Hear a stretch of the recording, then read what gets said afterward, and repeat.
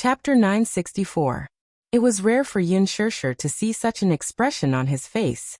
She found it extremely interesting and swallowed a few more puffs.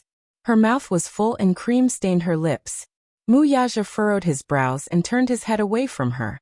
Yin Shirshir burst out laughing and said, "So you don't like cream?" Muyaja said disdainfully, "It's the way you eat that's too disgusting." Yin Shirshir fell silent. Seeing that he had walked ahead, she quickly followed behind him and offered him the puffs in a fawning manner. She raised her brows and asked, "Hee, I still have a few more puffs here. Aren't you going to eat them?" Muyaja turned his head away. "Nope." Yin Shirshir sighed and stood unhappily at the same spot. All right. It was fine if he didn't like it. Why did he have to show such an expression? It was as though he despised the food she was eating. She lowered her head and pouted her lips resentfully. She picked up the last puff ball and bit it. Before she could swallow it, her chin was lifted up by a hand. Yin Shirshir looked up and saw Muyaja's handsome face suddenly magnified. His long and narrow eyes were curled up devilishly, and his thin lips were slightly parted. Right after that, he gently bit the other half of the puff she was biting. His lips gently pressed against hers and cream flowed out. He curled his lips slightly and the tip of his tongue hooked the cream at the corner of her lips and licked it.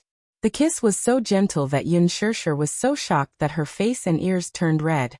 She was stunned on the spot and couldn't say a word for a long time. Muyaja bit off half of the puff and looked up. There was a smug smile at the corner of his lips as though he hadn't had enough yet. The tip of his tongue hooked the cream on his lips and he said casually, "It tastes pretty good." She didn't know if he was talking about the puffs, or if he was referring to something else with his teasing tone. Yin Shirshir pursed her lips. Her eyes were filled with shame and anger. She said coquettishly, "You." Before she could finish speaking, her hand was gently held by him. Muyaja lowered his head to look at her and asked, "Have you enjoyed yourself?" "Ah. What? First date?" Muyaja smiled and rubbed her hair. "It's already so late. Can we go back now?" Yin Shirshir originally wanted to nod, but when she thought that she would have to sleep after going back, she was a little unwilling, so she said, "Let's wait a little longer. It's still early." Muyaja glanced at her coldly. He reached out and handed her his watch. "What time is it now?" he asked with a frown. Yin Shirshir glanced at it and answered obediently, "It's 11 o'clock. It's already so late. I have to go back to the company." Thinking of the mountain of cases in the company, Muyaja felt a headache coming on. Upon hearing that he was going back to the company, the smile on Yin Shirshir's face suddenly froze. "Muyaja, can you not go to the company?" She needed him. She was already used to him. She was used to the sense of security in his arms when she opened her eyes every day. She was also used to the fresh fragrance of his hair on the pillow. She couldn't bear to part with him. Muyaja held her chin and pressed the tip of his nose against hers. "What? You can't bear to part with me? I want you to accompany me." Yin Shirshir stammered a few words. Muyaja looked at her and his eyes changed slightly. However, she wrapped her arms around his waist. "I want you to accompany me. Don't go to the company. Stay at home with me tonight, okay?" "Okay, let's go home." Muyaja smiled and pulled her wrist to the car parked by the roadside. "Be good. Go back and rest early." Chapter 965. The indulgence in his words made her feel a tinge of sweetness. Holding her hand like this, with such a tall man walking in front of her and holding her hand tightly, she didn't know why, but there was a trace of satisfaction in her heart that even she couldn't detect. That night, she pushed aside the company's affairs. He did not stay up late and slept with her early. In the dark, Yin Shirshir hugged his waist tightly and rested her head on his chest to listen to his strong heartbeat. Thump, thump, thump. Just listening to his heartbeat made her feel at ease. Yin Shirshir could not help hugging him tighter. However, just as she was about to fall asleep, Lu Jingtian's mocking laughter rang in her mind again. "You're just a canary in his cage. He'll play with you when he's happy, but when he's tired of you, that's all there is to it. That's why I think you're quite pitiful. You see him as your whole world, but he only sees you as a plaything. Do you really think he cares about you that much?" Her voice was so real and ear-piercing that it seemed to be ringing in her ears. Yin Shirshir was suddenly jolted awake by the words that suddenly flashed in her mind. Even though she was well aware that Lu Jingtian's words were only meant to provoke her, she still felt a little uneasy. Women were always insecure. In fact, she was also an extremely insecure person. Some were easily swayed by personal gains and losses. This was especially so when her man was such a high and mighty figure, who could call the wind and summon the rain. A dragon among men. There were naturally many women who coveted him. Would he really be faithful to her though? Yin Shirshir raised her head and looked at the man. At this moment, in the dark, his eyes were closed. The darkness seemed to give him something even more charming. Exquisite facial features, deep brows, and handsome silhouette. Especially those long and narrow eyes. Even if his eyes were closed, they still exuded an insufferably arrogant aura of looking down on all living things. He was a man who was as arrogant as a god. Even though he was right by her side, she still felt that it was a little unreal. She suddenly leaned closer to him and planted a kiss on his thin lips. The taste of kissing him was so wonderful that she couldn't help but move her lips for a long time. She covered his warm lips with the tip of her tongue, and gently pried open the gap between his lips before sliding in. The man suddenly opened his eyes and cast a sidelong glance at her. Yin Shirshir immediately raised her head. Seeing that he had woken up, her face blushed and she shyly pursed her lips. You didn't sleep?" She looked embarrassed and laughed dryly. This was the first time she took the initiative to kiss him, and he actually bumped into her. Thus, she felt a little embarrassed. In fact, he had already fallen asleep. However, he had always been a light sleeper, and would wake up at the slightest movement. When he opened his eyes, she took the initiative to kiss him. For a moment, he was a little surprised. He had never seen her so proactive before. "What? Aren't you going to continue?"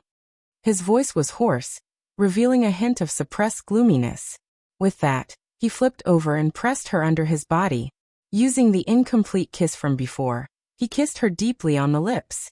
He suddenly sank into her. Only when they had enjoyed themselves to their heart's content did they stop. Before he fell asleep, he hugged her. The woman in his arms was already exhausted, and her body was unbelievably limp after their lovemaking. The two fell asleep in each other's arms. Chapter 966. Early in the morning, the sky was still slightly bright. Yin Shirshir was woken up by the movement beside her. By the time she woke up, Muyaja was already dressed in a suit and leather shoes.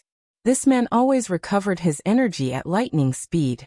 She was still so tired, but he was already full of energy. She was a little envious of him. Seeing that she had opened her eyes, he sat by the bed and gently caressed her cheek. "Why are you awake? Sleep a little more." Yin Shirshir raised her hand and covered the back of his hand. "Are you going to the office?" Muyaja planted a kiss on her forehead. "Yes. You continue sleeping. I'm leaving." With that, he got up and prepared to leave. Yin Shirshir suddenly sat up and called out to him. "Muyaja." The man turned around. She bit her lower lip and suddenly asked, "Will you be back today?" Her face was filled with anticipation. Muyaja glanced at her and then said in a deep voice, "I'll be back early." After saying that, he closed the door and left. Yin Shirshir lay back on the bed and closed her eyes for a while before getting up to prepare breakfast. She then personally sent the two little lads to school. In the afternoon, Yin Shirshir brought the two little lads home. The weather was hot, so Xiao Yichen pestered Yu to go out to buy ice cream. Although Yu was unwilling, she could not resist his pestering and went out with him. Not long after, there was a knock on the door. Yin Shirshir felt strange. Did the two little guys forget to bring money? Thus she hurriedly opened the door. Just as she opened the door, a familiar face came into view. Song Enya. She was startled to see Lu Jingtian standing beside her niece and an unfamiliar man beside her. "Yin Shirshir, it turns out that Brother Mu is hiding you in his golden house and hiding you here." She then kicked the door wide open and walked in with Lu Jingtian. Yin Shirshir took a few steps back. Her face turned cold. These two people came in a menacing manner. Their faces were unfriendly. It was obvious that they were here for revenge. With a ferocious look in her eyes, Song Enya grabbed her arm the moment she walked in. Her grip was so strong that it almost left a red mark on her wrist. It was as if she could not wait to break her bones. Yun Shirshir struggled, but with a look from the Missy, Lu Jingtian stepped forward and grabbed her other arm. This time, Yun Shirshir was completely immobilized. Brother! Come quickly. It's this B*TC. It's her. She hit me last time, and she hit Jingtian yesterday. She shamelessly seduced Brother Mu and bullied me. It's her. Come in and take a good look at this bitch's face. Song Inya called toward the door. Following that, Song Yunshi strode in. The tall figure stood in front of her, and looked down at her with a frosty expression. Muyaja rushed home and gave Song Inya a slap. Yun Shirshir looked at the man in front of her. The man in front of her was tall and lean, but his aristocratic aura was there. One look and she could tell that he was rich and respectable. He exuded a neat and experienced aura. With just one look, she could tell that this man was from the military. He had a steel-like military aura. Song Yunshi was still young, but he was already a captain in the capital's military. He looked at Yun Shirshir and sized her up. His eyes were as sharp as an eagle's beak. Are you the one who bullied my sister? His tone was arrogant and cold. Bully. Chapter 967. What are you doing? What do you think? Song Inya was the first to give her a tight slap. This slap was not careless at all. It directly slapped Yun Shirshir's face to the side, and a red handprint quickly appeared on her cheek. Yun Shirshir staggered a few steps backward. Her hair was disheveled from the slap, and she looked extremely disheveled. She covered her face, feeling a burning pain on it. She thought to herself, this Song Inya is probably relying on the fact that she has the advantage in numbers to be so overbearing. It's as if she can't wait to slap my face. Her ears, which had just recovered, immediately buzzed. What are you all doing? Yun Shirshir raised her head and shouted. Her eyes immediately emitted a cold glint as she glared fiercely at Song Inya. Lu Jingtian was immediately intimidated by her murderous glare. She did not know if she was pretending or not, but she pursed her lips and stomped her feet as she said to Song Yunshi, Brother Yunshi, look. This woman's eyes look as if she can't wait to skin us alive. She's so fierce. Song Yunshi glared at her and then said coldly, Inya Jingtian, don't be afraid. If this woman dares to do anything to you, I'm still here. If this B*TCH, I'm afraid of dirtying my hands by slapping her. Lu Jingtian snorted. Even though she said that, she gathered all her strength and slapped her in the next second. Yun Shirshir sneered and said angrily, You guys are really capable. 3 people bullying 1 person? What is this? Are you bullying me with numbers? Song Inya was like a spoiled little princess at this moment, looking down at her condescendingly, as if she were looking at a lowly commoner. What a fierce mouth. Yun Shirshir, let me tell you, no one has ever hit me in my life. You, on the other hand, are the first to hit me. Who do you think you are? How dare you try to bully me? Ha! You're just a commoner. Do you think you can do whatever you want just because Brother Mu dotes on you? Do you know who I am? How dare you hit me? Do you believe that I can chop off your cheap hand and no one will say anything? Yun Shirshir was so infuriated that she burst into laughter when she heard that. Song Inya was too arrogant. How dare she threaten to chop off her hand? Is there no law? Are you trying to use your power to oppress others in broad daylight? Law. Song Inya laughed as if she had just heard the funniest joke in the world. She then said coldly, Yun Shirshir, my words are the law now. If you obediently kowtow and apologize to me now, I can consider whether to let you go and not pursue this matter. Apologize. Kowtow? Yun Shirshir couldn't take it anymore. Her lips curled into a mocking smile. Why should I kowtow and apologize to you? What did I do wrong? Stubborn bitch. I think you won't shed tears until you see the coffin. Don't think that you don't know how high the sky is and how deep the earth is just because Brother Mu dotes on you. Inya is from the Song family. Haven't you heard of the capital's Song family? Ha! Even if you're superficial and ignorant, you should know who the current mayor of the capital is. You've offended Inya. This isn't something that can be overturned with just a few words of apology. As she spoke, she pushed Yun Shirshir to the ground and started fighting with her. Chapter 968. The Songs? So what if they're from the Song family? Do they think they can trample and humiliate people's dignity just because they have a bit of family background? Yun Shirshir grabbed Lu Jingtian's hand and, with a tug, pulled her to the ground. She then flipped her body over and pinned her on top of her, returning the slaps she had given her earlier. Lu Jingtian struggled violently, and Song Inya pounced on Yun Shirshir to wrestle with her. When women fought, it was nothing more than pulling hair and slapping faces. Song Inya and Lu Jingtian used such despicable methods to the extreme. Lu Jingtian, in particular, grabbed Yun Shirshir's hair and refused to let go. Song Inya gave Yun Shirshir a few more slaps. In the midst of the fight, Yun Shirshir's lips had a deep cut, and blood was seeping out. Yun Shirshir felt a metallic taste flowing into her mouth. When she noticed that the corner of her lips had been cut, a cold glint flashed across her eyes. Song Inya was so anxious that she did not pay attention to her strength and pinched and hit Yun Shirshir. At this moment, they had completely lost their usual elegant demeanor. They were ruthless and could not wait to tear Yun Shirshir's annoying face apart. For a moment, Lu Jingtian and Song Inya had the upper hand by working together. However, what was the saying? Even a rabbit would bite when cornered. For some reason, Yun Shirshir was forced to lose her rationality. She did not know where she got her strength from, but even Song Inya and Lu Jingtian could not hold her back. Seeing that the situation had gone out of control, Song Yunshi could only watch helplessly as Yun Shirshir slapped Song Inya's face. She could not stand it anymore. She stepped forward and pushed Lu Jingtian and Song Inya away. Then, she grabbed Yun Shirshir's hands with one hand and dragged her to the center of the living room. Yun Shirshir felt the pain of her wrist being dislocated. Then she was thrown to the ground. Her back collided with the cold tiles, and the pain made her suck in a breath of cold air. Song Yunshi's anger rose from her heart. He had always doted on Inya as she grew up, and he had never once let her get hurt. His beloved sister was being bullied by this woman. For a moment, Song Yunshi couldn't care less about his so-called gentlemanly demeanor. He viciously grabbed her neck, his eyes bloodshot. "Brother! Hit her hard. Beat her to death." Song Inya covered her face, which was stinging from Yun Shirshir's slap earlier, and hooted with a ferocious look.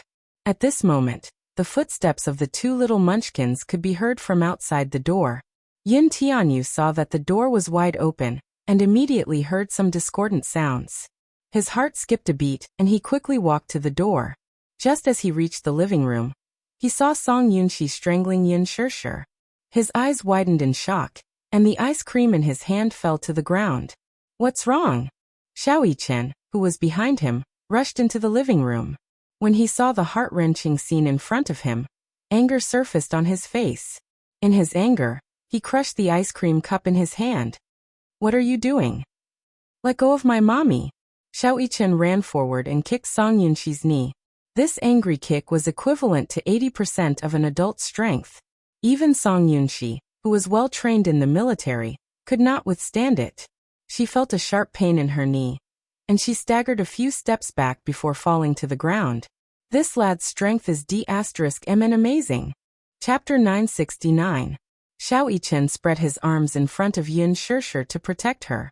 However, when he saw the intruders' faces clearly, he was shocked.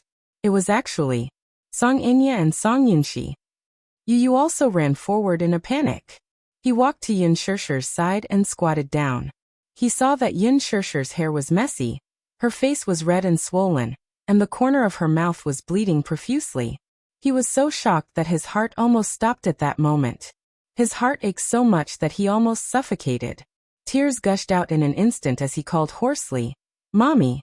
Xiao Chen turned his head and saw Yun Shirshir in a sorry state. His heart ached terribly. He looked at her body and saw that it was covered with grayish-black footprints. It was a tragic sight. Only God knew what had happened not long after they left. Song Inya was slightly surprised to see Xiao Chen. When she saw Yun Tianyu behind him, who looked exactly like him, she was momentarily stunned. How this child looked exactly like Xiao Chen. Twins. Her first reaction was that Xiao Chen and Yun Tianyu were twins. When she heard how close Yu and Yun Shirshir were, could it be that this child was secretly hidden by Yun Shirshir? Her thoughts quickly reorganized. She quickly came up with a conspiracy theory. Could it be that Yun Shirshir had given birth to twins as a surrogate for the Mu family back then, and hid one of the children for her own selfish desires? She then used the child to rise in status because of her son. Was she trying to use the child to climb up the social ladder? No wonder. No wonder Brother Mu doted on this woman so much. Wasn't that all because of the child? Yin Shirshir was really a shrewd woman. She actually used the child to climb up the social ladder.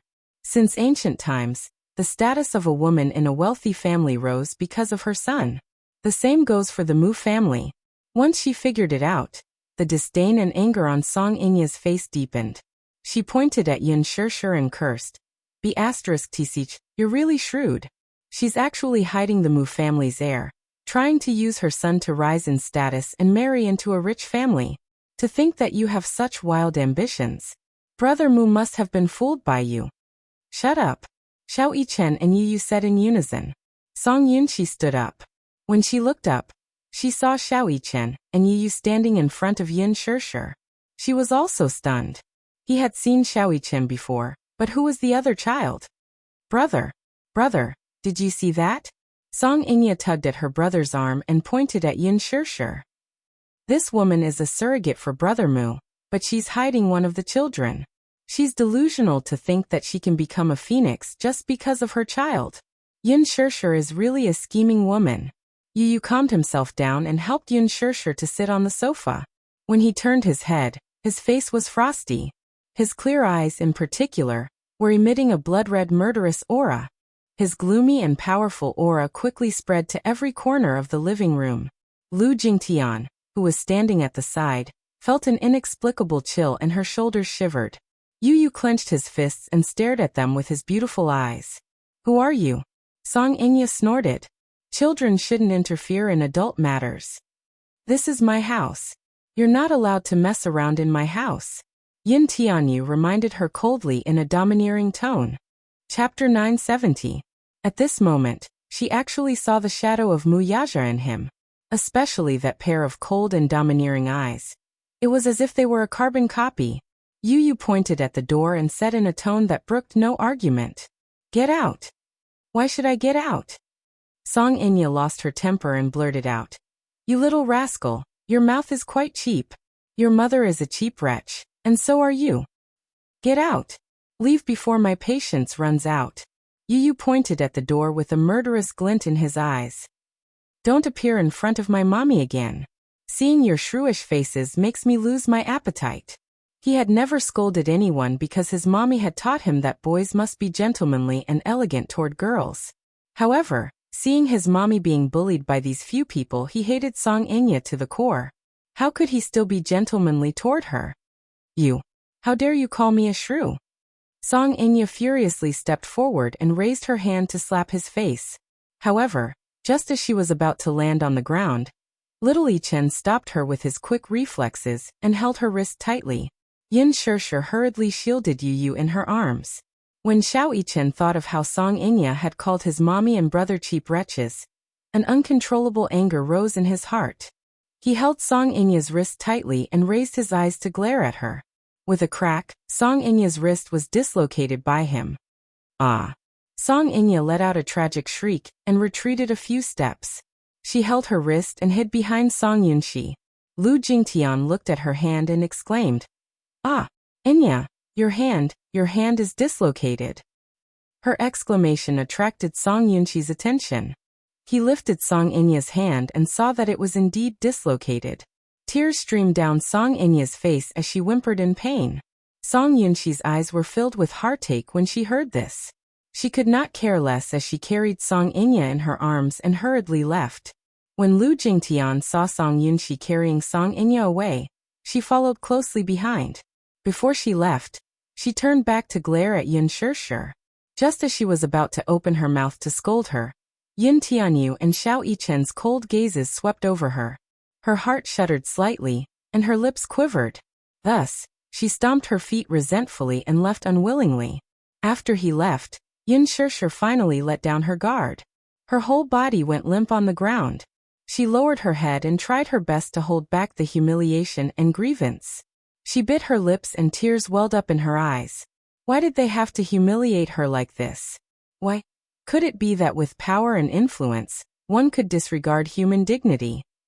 Could it be that with power and influence, one could easily trample on other people's dignity? Yin Tianyu supported her by the shoulders. Seeing her in such a sorry state, his heart ached terribly. It was as if a small knife had sliced open a bloody wound on his chest. Even though he was not hurt physically, his heart still ached terribly. Mommy, does it hurt?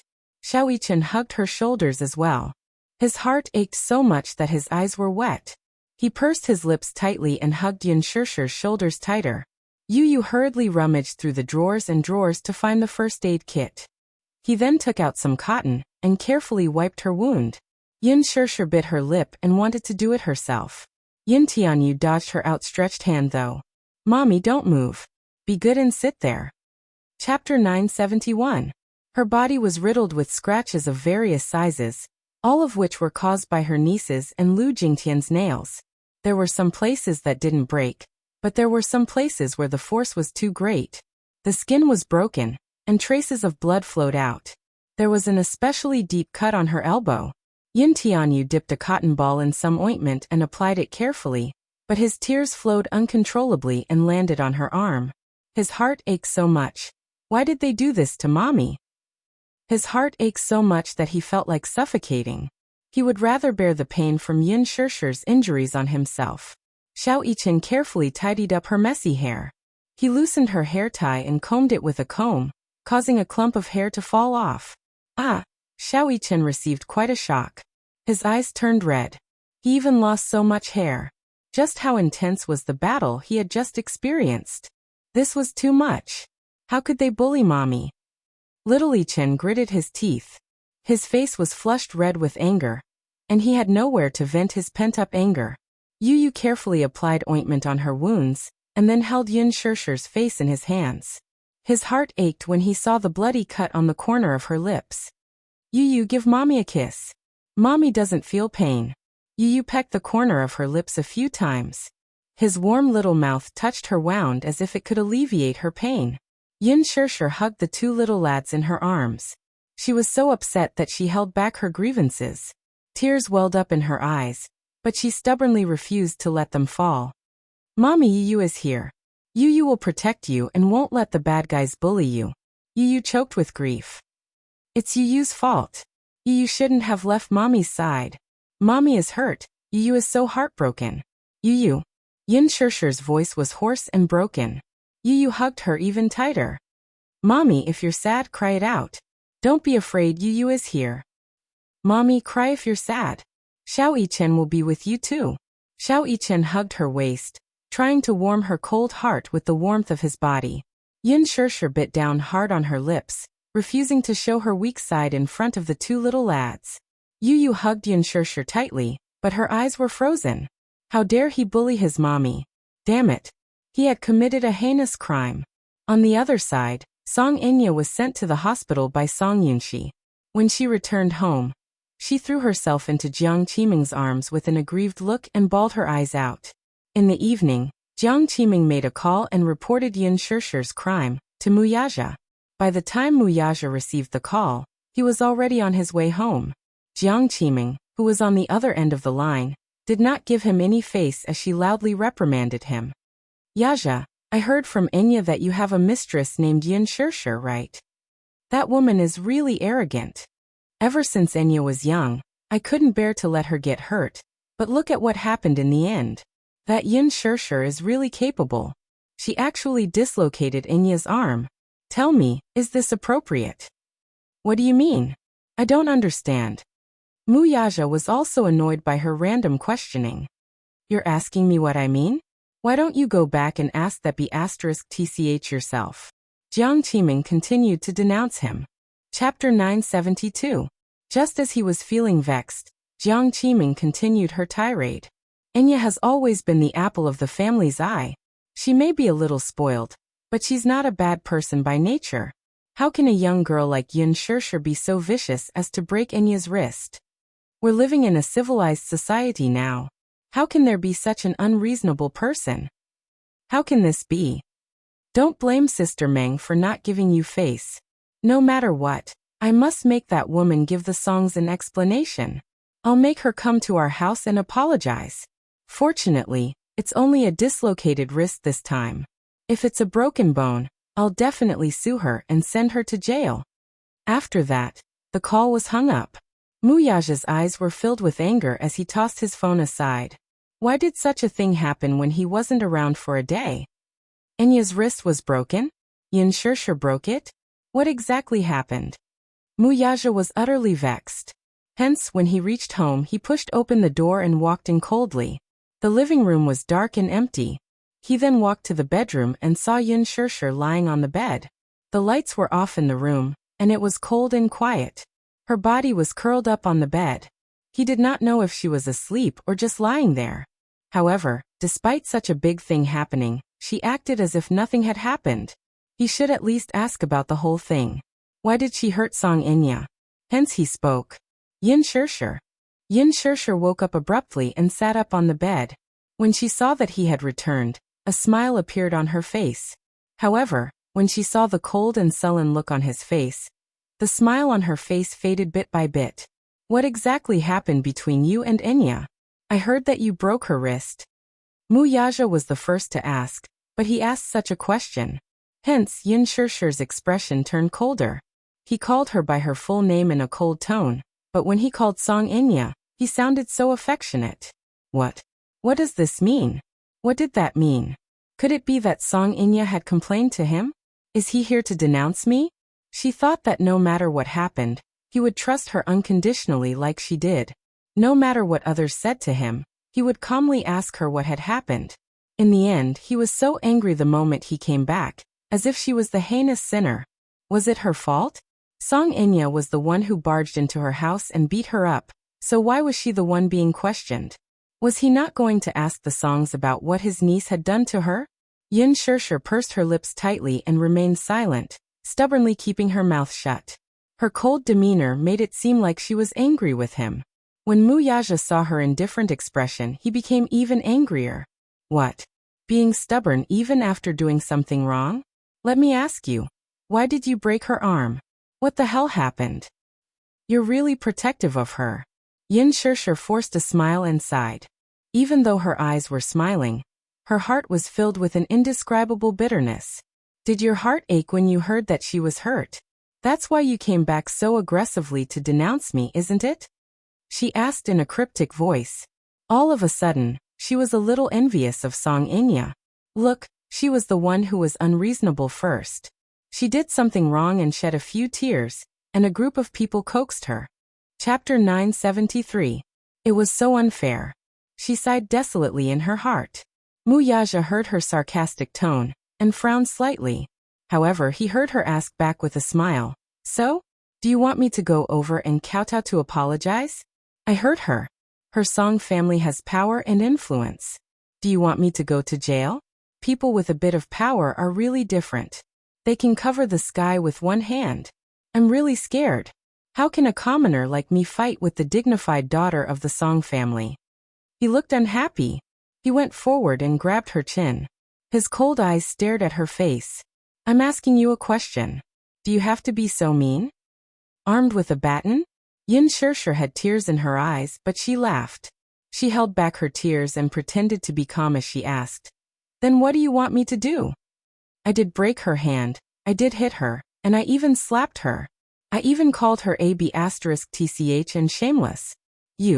Muyaja was so angry that he was at a loss for words. He couldn't help but use more strength in his hands. I'm just asking you what happened. Do you have to use such a tone? Yunshirshir only felt that her chin was about to be dislocated by him. She felt even more wronged for a moment. Before she finished speaking, her tears fell and rolled down. They dripped on the back of his hand. It was frighteningly hot. A woman's mind was so delicate and sensitive. After such a thing happened, she was looking forward to him returning home to give her a warm hug and listen to her grievances. He didn't ask for justice for her. However, when he came back, he was so aggressive and said that he wanted to listen to her explanation. Haha. What was there to explain?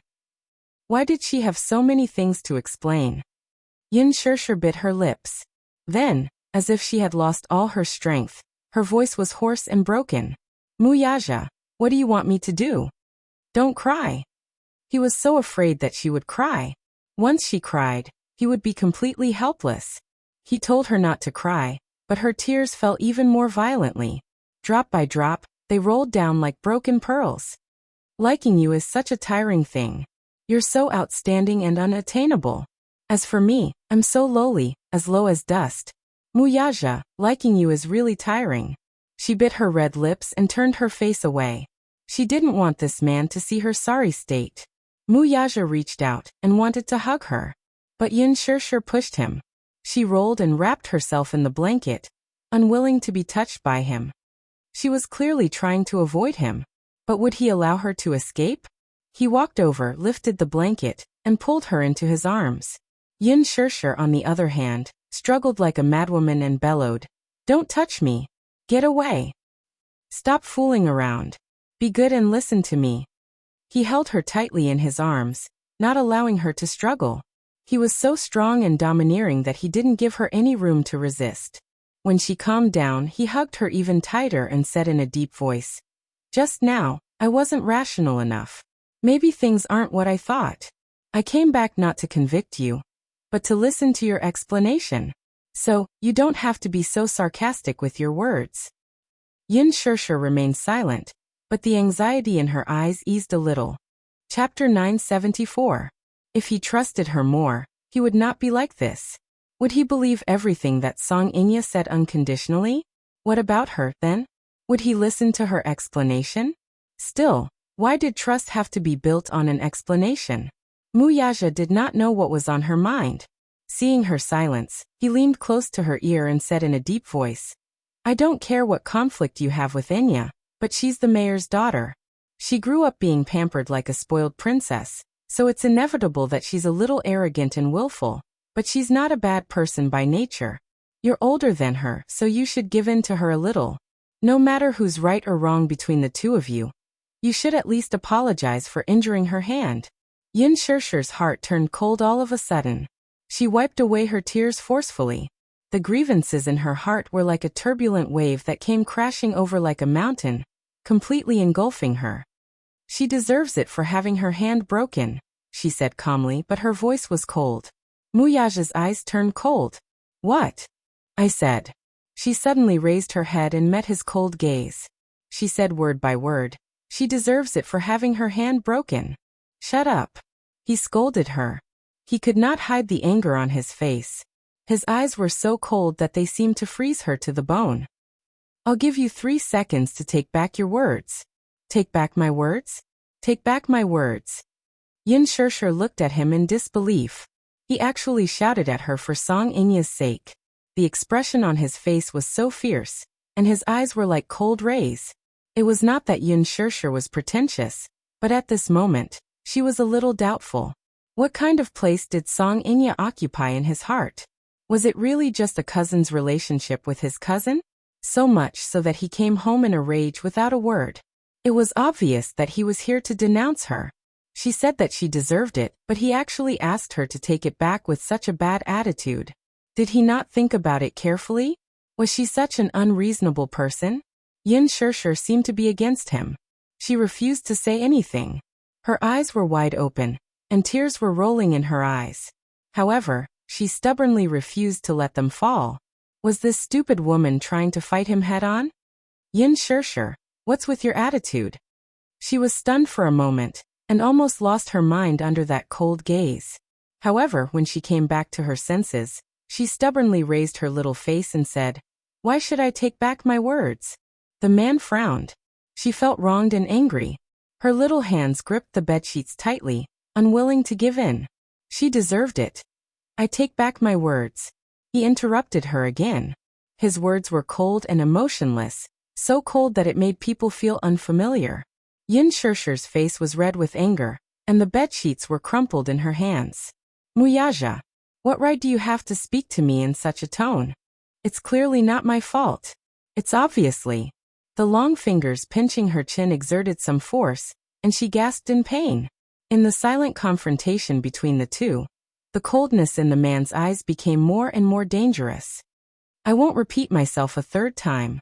His voice became sterner, and his eyes became more sinister. Yin Shirshir, I don't have patience. Yin Shirshir pursed her lips. She could no longer hold back her tears, and they rolled down. The man's eyes narrowed slightly. I thought you were a sensible woman, but I didn't expect you to be so unreasonable. Chapter 975. Yin Shirshir suddenly laughed miserably and curled her lips. I'm vicious, ignorant, and unreasonable. I'm such a woman. Have you just realized it now? Muyaja's gaze turned even colder. She suddenly broke free from his grip and said uncontrollably, Since you feel sorry for her, I'll return her hand that I hurt, okay? I'll return her injury to her, okay? However, she immediately walked to the wall, clenched her fist tightly, and smashed it hard on the wall. Bang! A loud sound was heard. It was heavy and powerful. Muyaja was startled. He got up abruptly, walked over to her side, and grabbed her hand abruptly. Looking down, he saw that her knuckles were red and swollen. Yin Shirshir, what are you doing? Muyaja was furious.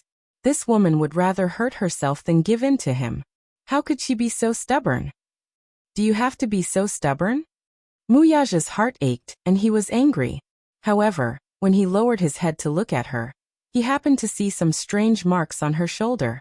He stopped talking and pulled open her clothes. His fingers brushed aside her clothes, only to see that there were some bloody marks that seemed to have been made by fingernails. They weren't broken, but they left a deep bloody mark. What's going on? He asked. Yin Shirshir raised her hand and swatted his hand away. She slowly hugged her shoulder and squatted down. She was like a person drifting on the sea, welcoming the waves that kept crashing over, but there was no shore in sight. She felt helpless and hopeless. He leaned over and scooped her into his arms. Ignoring her struggles, he started to check on her. It wasn't just her shoulder. Her arms, elbows, knees, calves, waist. Every part of her skin that was exposed to the air had different degrees of scratches. Some of them were light and didn't break the skin. Some of them were heavy and broke the skin, and had been applied with medicine. However, he could vaguely imagine how pathetic she was before. Who did this? He asked angrily in a deep voice. Why were there so many injuries on her body? This clearly looked like it was caught by someone. When he thought of catching, he thought of women fighting. When men fought, it was mostly a confrontation of strength, but when women fought, it seemed a little crazy. If they didn't pull her hair, they would slap her face. If that wasn't enough, they would scratch her. She had seen how ruthless a woman could be when she threw a tantrum. The injuries on his body were obviously caused by a woman. Yin Shirshir lowered her head and ignored him. She snorted a few times, but did not make a sound. The man checked her from head to toe again. When she didn't speak, he lifted her chin and searched her face with his eyes. He quickly caught a glimpse of the unusual redness on her cheeks. On the little face buried in her hair, there were faint fingerprints. She had kept her head down the entire time, and if one did not look carefully, they would not have noticed it at all. The coldness in his eyes intensified, but his gaze fell on the corner of her lips, where he saw a deep cut. It was a shocking sight. In his eyes, women were fragile, like delicate flowers. If he wasn't careful, he would hurt her. After all, there was a great disparity in strength between men and women. Therefore, he had always been careful with her, afraid that he would hurt her even a little. However, now the woman he had always carefully protected was actually hurt by someone else. The coldness in his heart rose to the extreme and kept surging. Chapter 976. Connecting the dots to what had happened earlier, he could guess who had caused Yin Shirshir's injuries. Still, why didn't she say anything? Muyaja was a little annoyed. Why didn't she tell him that she was injured? Is it Enya's doing? Ha! He grabbed her chin, a cold glint flashing in his eyes. Answer me. She pushed him away stubbornly, her tone cold and distant. What has it got to do with you? What do you mean it has nothing to do with me? He became even more furious and grabbed her little hand that was causing trouble. With a tug, her entire body fell into his embrace. You're not allowed to say that. Yin Shirshir sucked in a deep breath of cold air. She raised her head and glared at him with her reddened eyes. Fine. Didn't you want to ask? Then I'll tell you. Who else could it be other than Song Enya? She barged into our house for no reason with Lu Jingtian, and a stranger. Without a word, she came up and slapped me.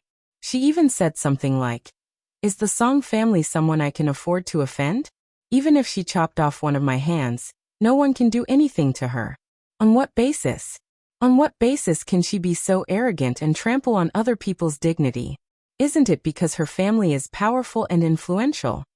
She's a bully. Not only that, she even wanted me to kowtow and apologize to her. What a good kowtow and apologize. She's not my parents, so on what basis should I kneel to her? That's why we fought. I've told you everything. Are you satisfied now? Are you satisfied now? The last sentence was shouted out in a hoarse voice. His voice was hoarse, as if he was venting all of his strength. Muyaja was stunned. After shouting everything, Yunshirshir panted for a moment to calm herself down. Pursing her lips, she said in a hoarse and trembling voice, "What can I do? Do I really have to kowtow to her? How lowly must I be to allow her to trample on my dignity?" The feeling of having one's dignity trampled on was worse than death. As she spoke, she curled herself into a ball and buried her face in his chest. She didn't want this man to see her at her most embarrassing moment.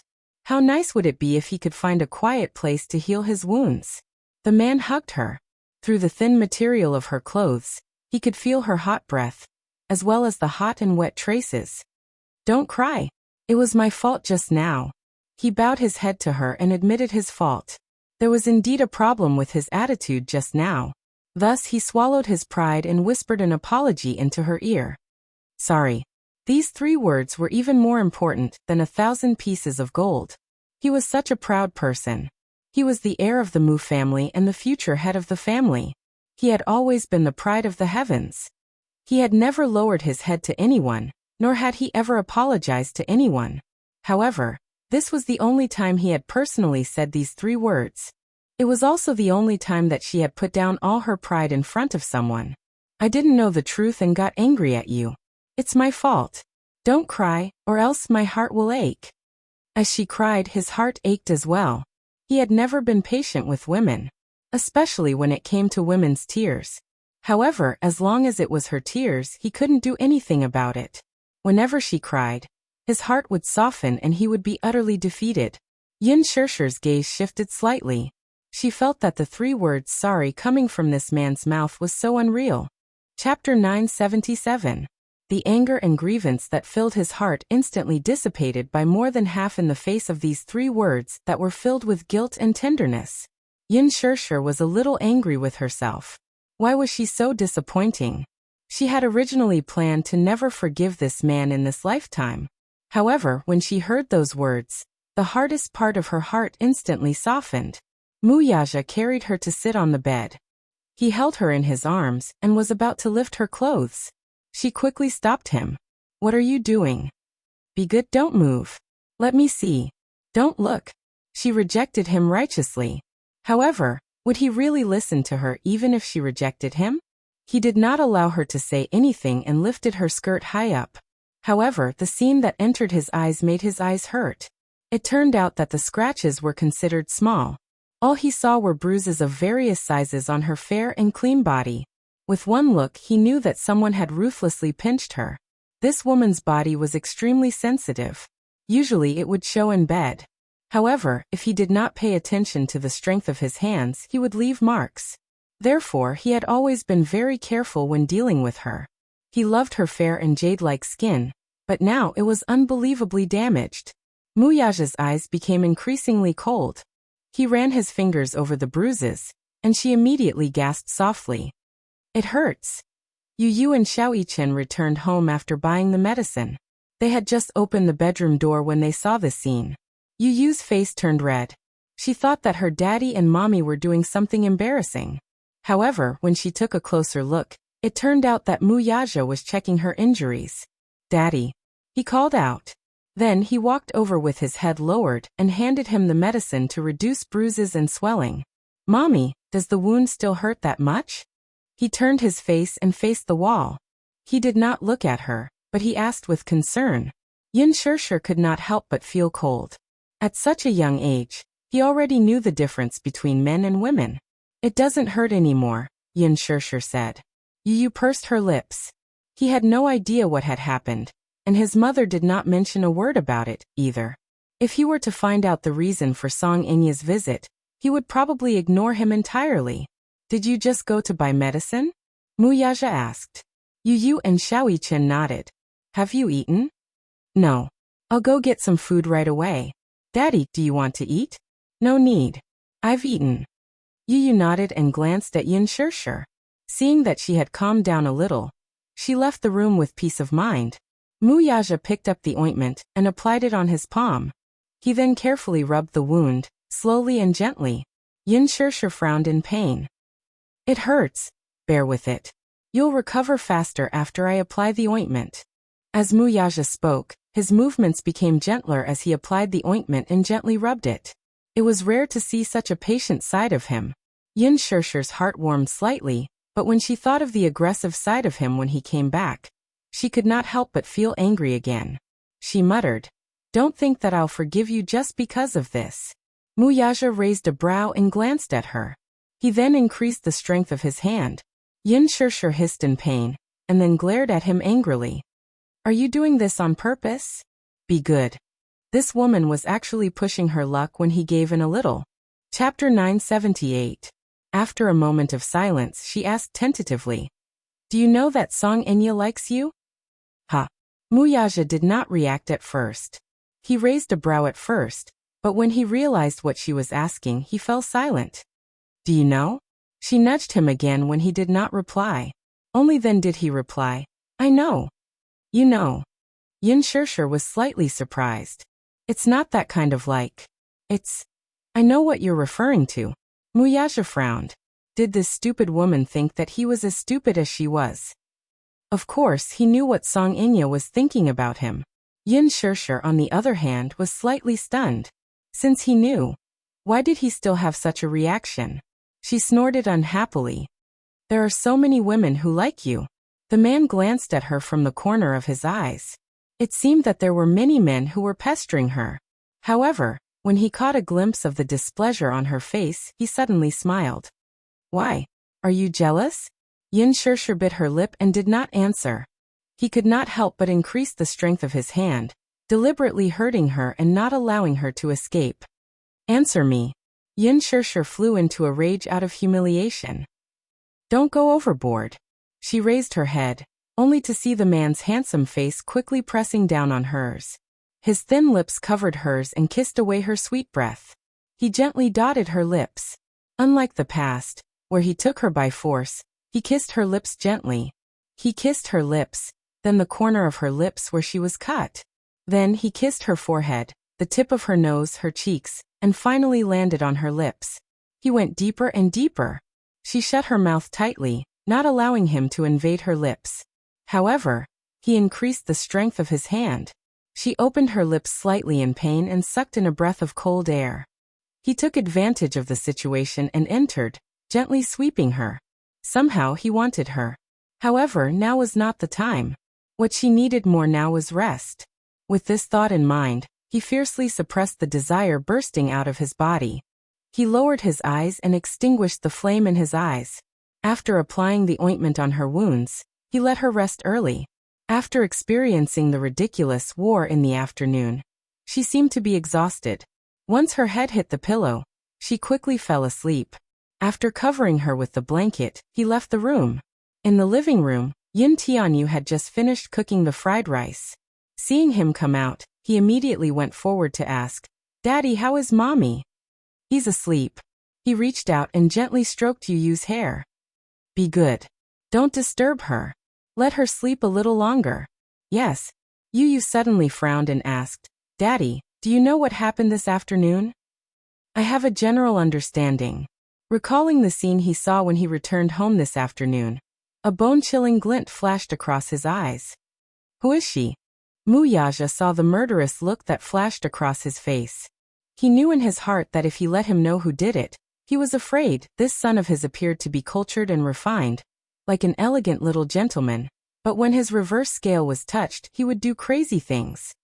You don't have to worry about this. I'll handle it, he said. He would let Song Inya apologize personally. Chapter 979. Yin Shirshir was his reverse scale, and anyone who touched her would be infuriated. Muyaja furrowed his brows slightly. This child was extremely stubborn in this aspect. In this aspect, he was very much like him when he was younger. However, it was undeniable that children were simple and stubborn, unlike adults who could consider all aspects. Still, when dealing with a matter, one could not be too extreme and unconventional. Xiao Yichen walked over as well. He looked at him and then at the man. Muyaja and Yu looked at each other, as if they were confronting each other. Yu clenched his fists and calmed the anger in his heart. Then he said in a low voice, "All right, I'll respect your decision this time. However, this is the only time. There won't be a next time. Consider it as giving daddy face. Good boy." With that, Muyaja slowly walked to the door. Xiao Yichen's eyes flickered slightly. "Daddy, aren't you staying here today?" "No," he replied faintly and left. It was late at night. The night sky was especially dark tonight. It was like an endless black curtain pressing down on the sky, just like Song Inya's heart at this moment. She lay in bed, tossing and turning. Her thoughts were in a mess, and she could not fall asleep no matter what. She took out her phone from time to time. Previously, she had sent several messages to Muyaja to complain about Yun Shishir's crimes. However, after waiting for a long time, she still did not receive a response from Muyaja. She thought that he would immediately rush over and ask about her well-being after knowing that she was injured. However, she waited until late at night, but there was not a single call. It was inevitable that she felt deeply disappointed. She had a feeling that Muyaja was not as close to her as before. There was a faint estrangement and distance between them. She did not know what was going on. It must be that Yun Shishir. Song Inya's heart was filled with resentment at the thought of that woman. She felt that she had been too lenient this afternoon, and should have broken one of her hands. Unable to vent her anger, she felt stifled in her chest, suffocating her. Song Inya was so angry that she sat up on the bed. She picked up the pillow beside her and ravaged it as if it were a certain hateful face. She pinched it viciously, but that was not enough to vent her anger. His phone suddenly rang. Annoyed, she looked at the caller ID and saw that it was Muyaja's name. She immediately picked up the phone happily. Song Inya picked up the call and pretended to sound sickly and weak. "Hello, brother Mu? Inya, are you asleep?" Muyaja's deep and magnetic voice came from the other end. "No. My heart hurts and I can't sleep." Song Inya pretended to be on the verge of tears as if she had suffered a great grievance. She looked as if she was about to burst into tears, but she was secretly delighted because of Muyaja's call. "Is your hand better?"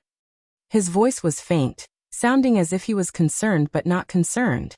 Song Inya could not tell if he was concerned about her, so she grumbled. "My hand was dislocated. It's been reattached, but it still hurts a lot." "How is it painful?" "It's just a normal dislocation. It doesn't hurt at all." Still, she deliberately said that to make his heart ache. There was a sudden silence on the other end. The sudden silence made her anxious and uneasy. Song Inya said, "Brother Mu, do you know? That Yun Shishir is too much. She's simply..." Chapter 980. Song Inya was stunned. She did not expect him to say such a thing. Ever since she was young, he had always been very indulgent toward her. Even when she did something wrong at times, he would not reprimand her. This was the first time he had been harsh with her. "Brother Mu, what do you mean?" She pouted and said in an unhappy tone. "What do you mean by I went overboard? You know very well in your heart, don't you?" He paused for a moment before his tone became heavier. "What happened today made me very angry. I don't want it to happen again. Still, since you're young and insensible, I won't hold it against you. After all, I'm not your parents, so I have no obligation or responsibility to teach you a lesson. However, you must apologize to her personally." He deliberately emphasized the word personally, in a tone that brooked no argument. Song Inya was stunned. When she came back to her senses, her heart was throbbing with pain. She cried out indignantly, "Why should I? Why should I apologize to her? I didn't do anything wrong." "Don't you know very well whether you did anything wrong?" His tone was unfriendly and did not give her any face. Instead, he said coldly, "Song Inya, remember this.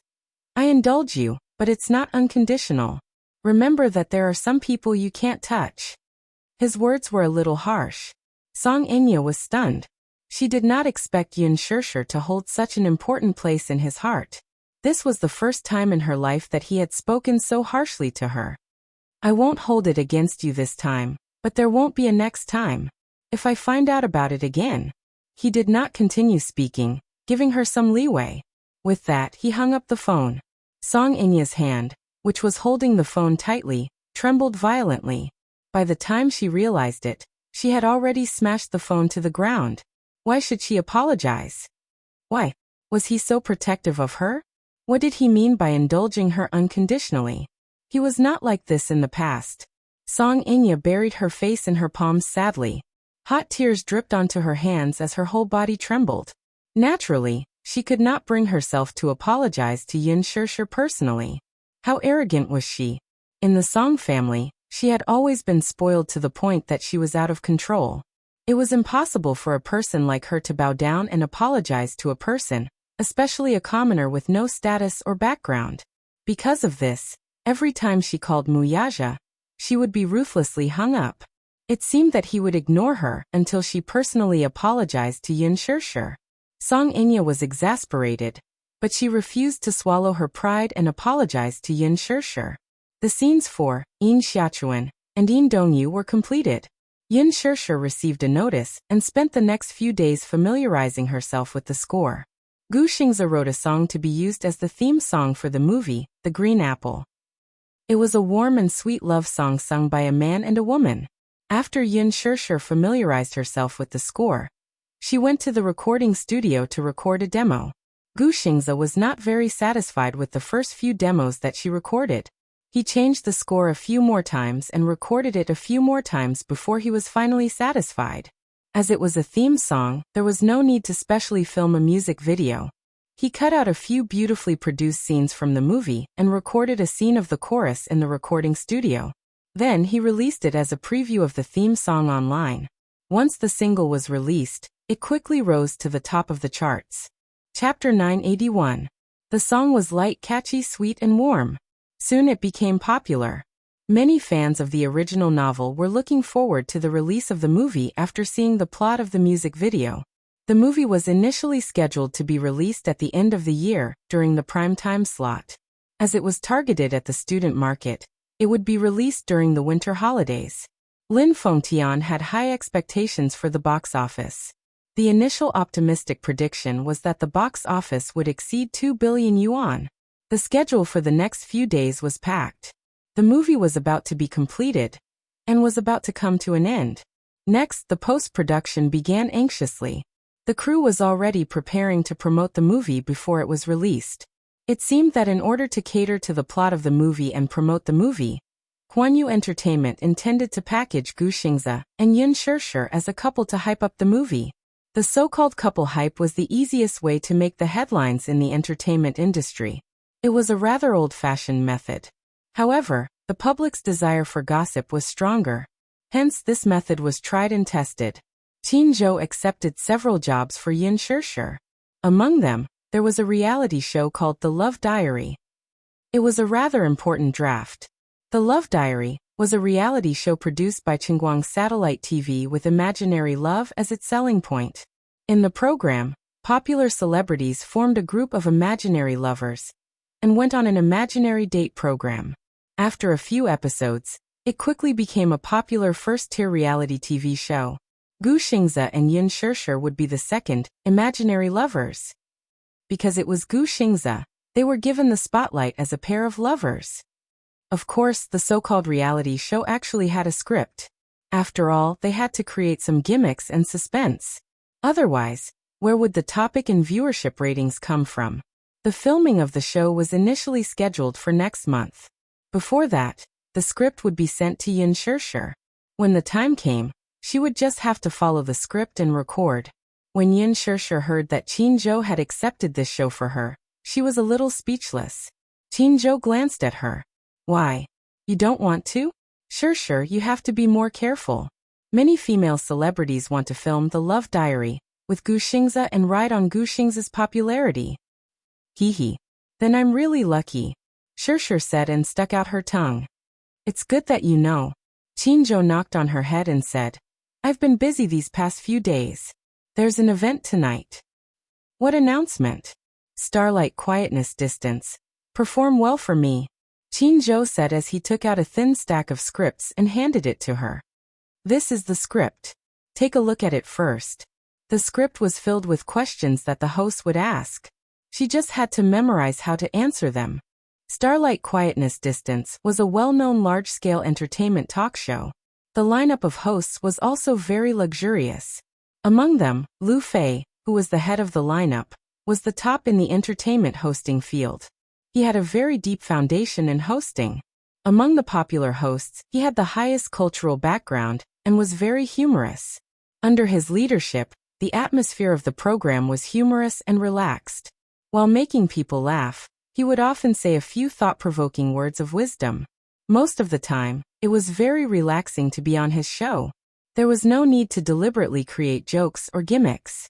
Generally speaking, a show would invite 10 guests, split into two halves.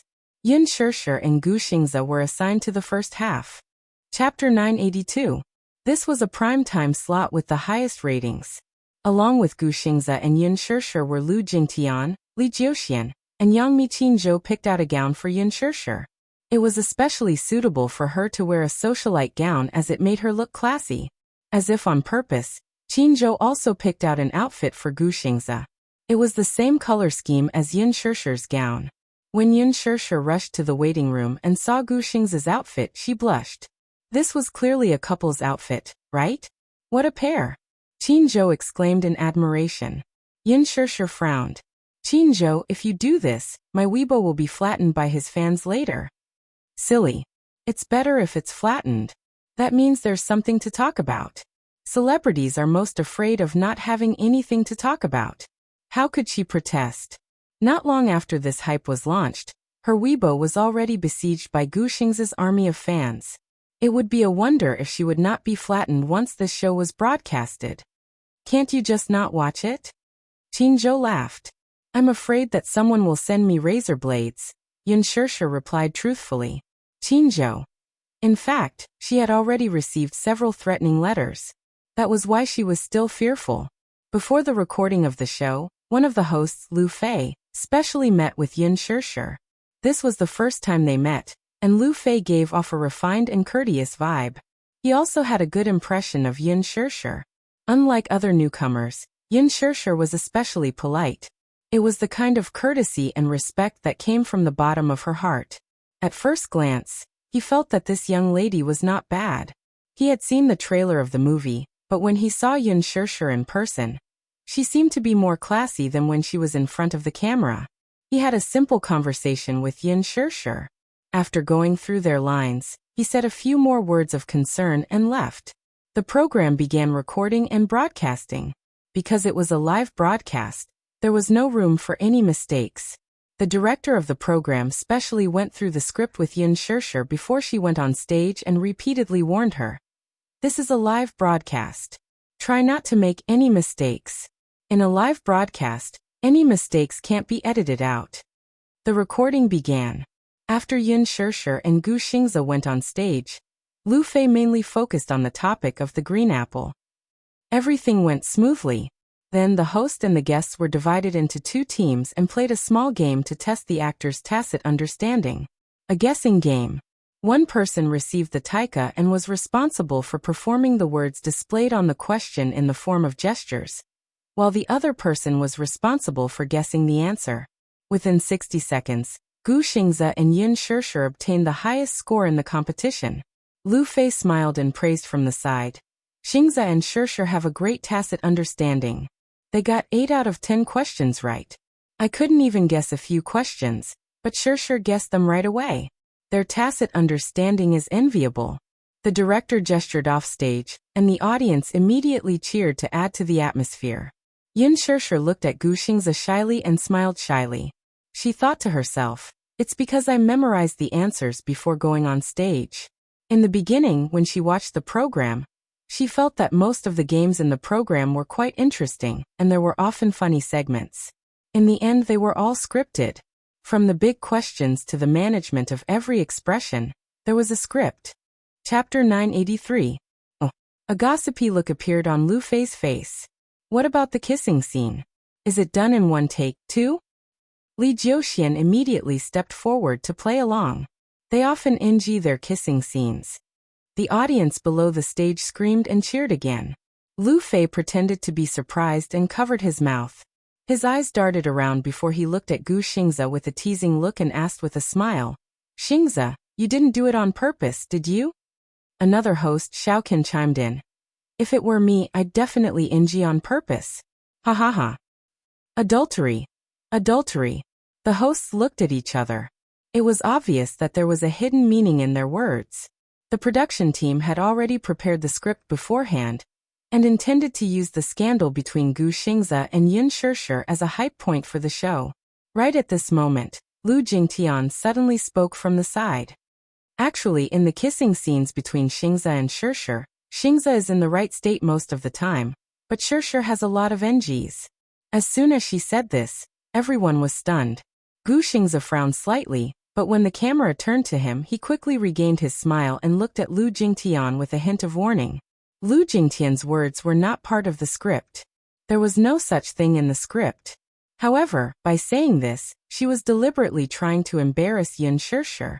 From the start, the production team intended to create a couple between Gu Xingze and Yun Shishir. The script was also for Gu Xingze to seduce Yun Shishir.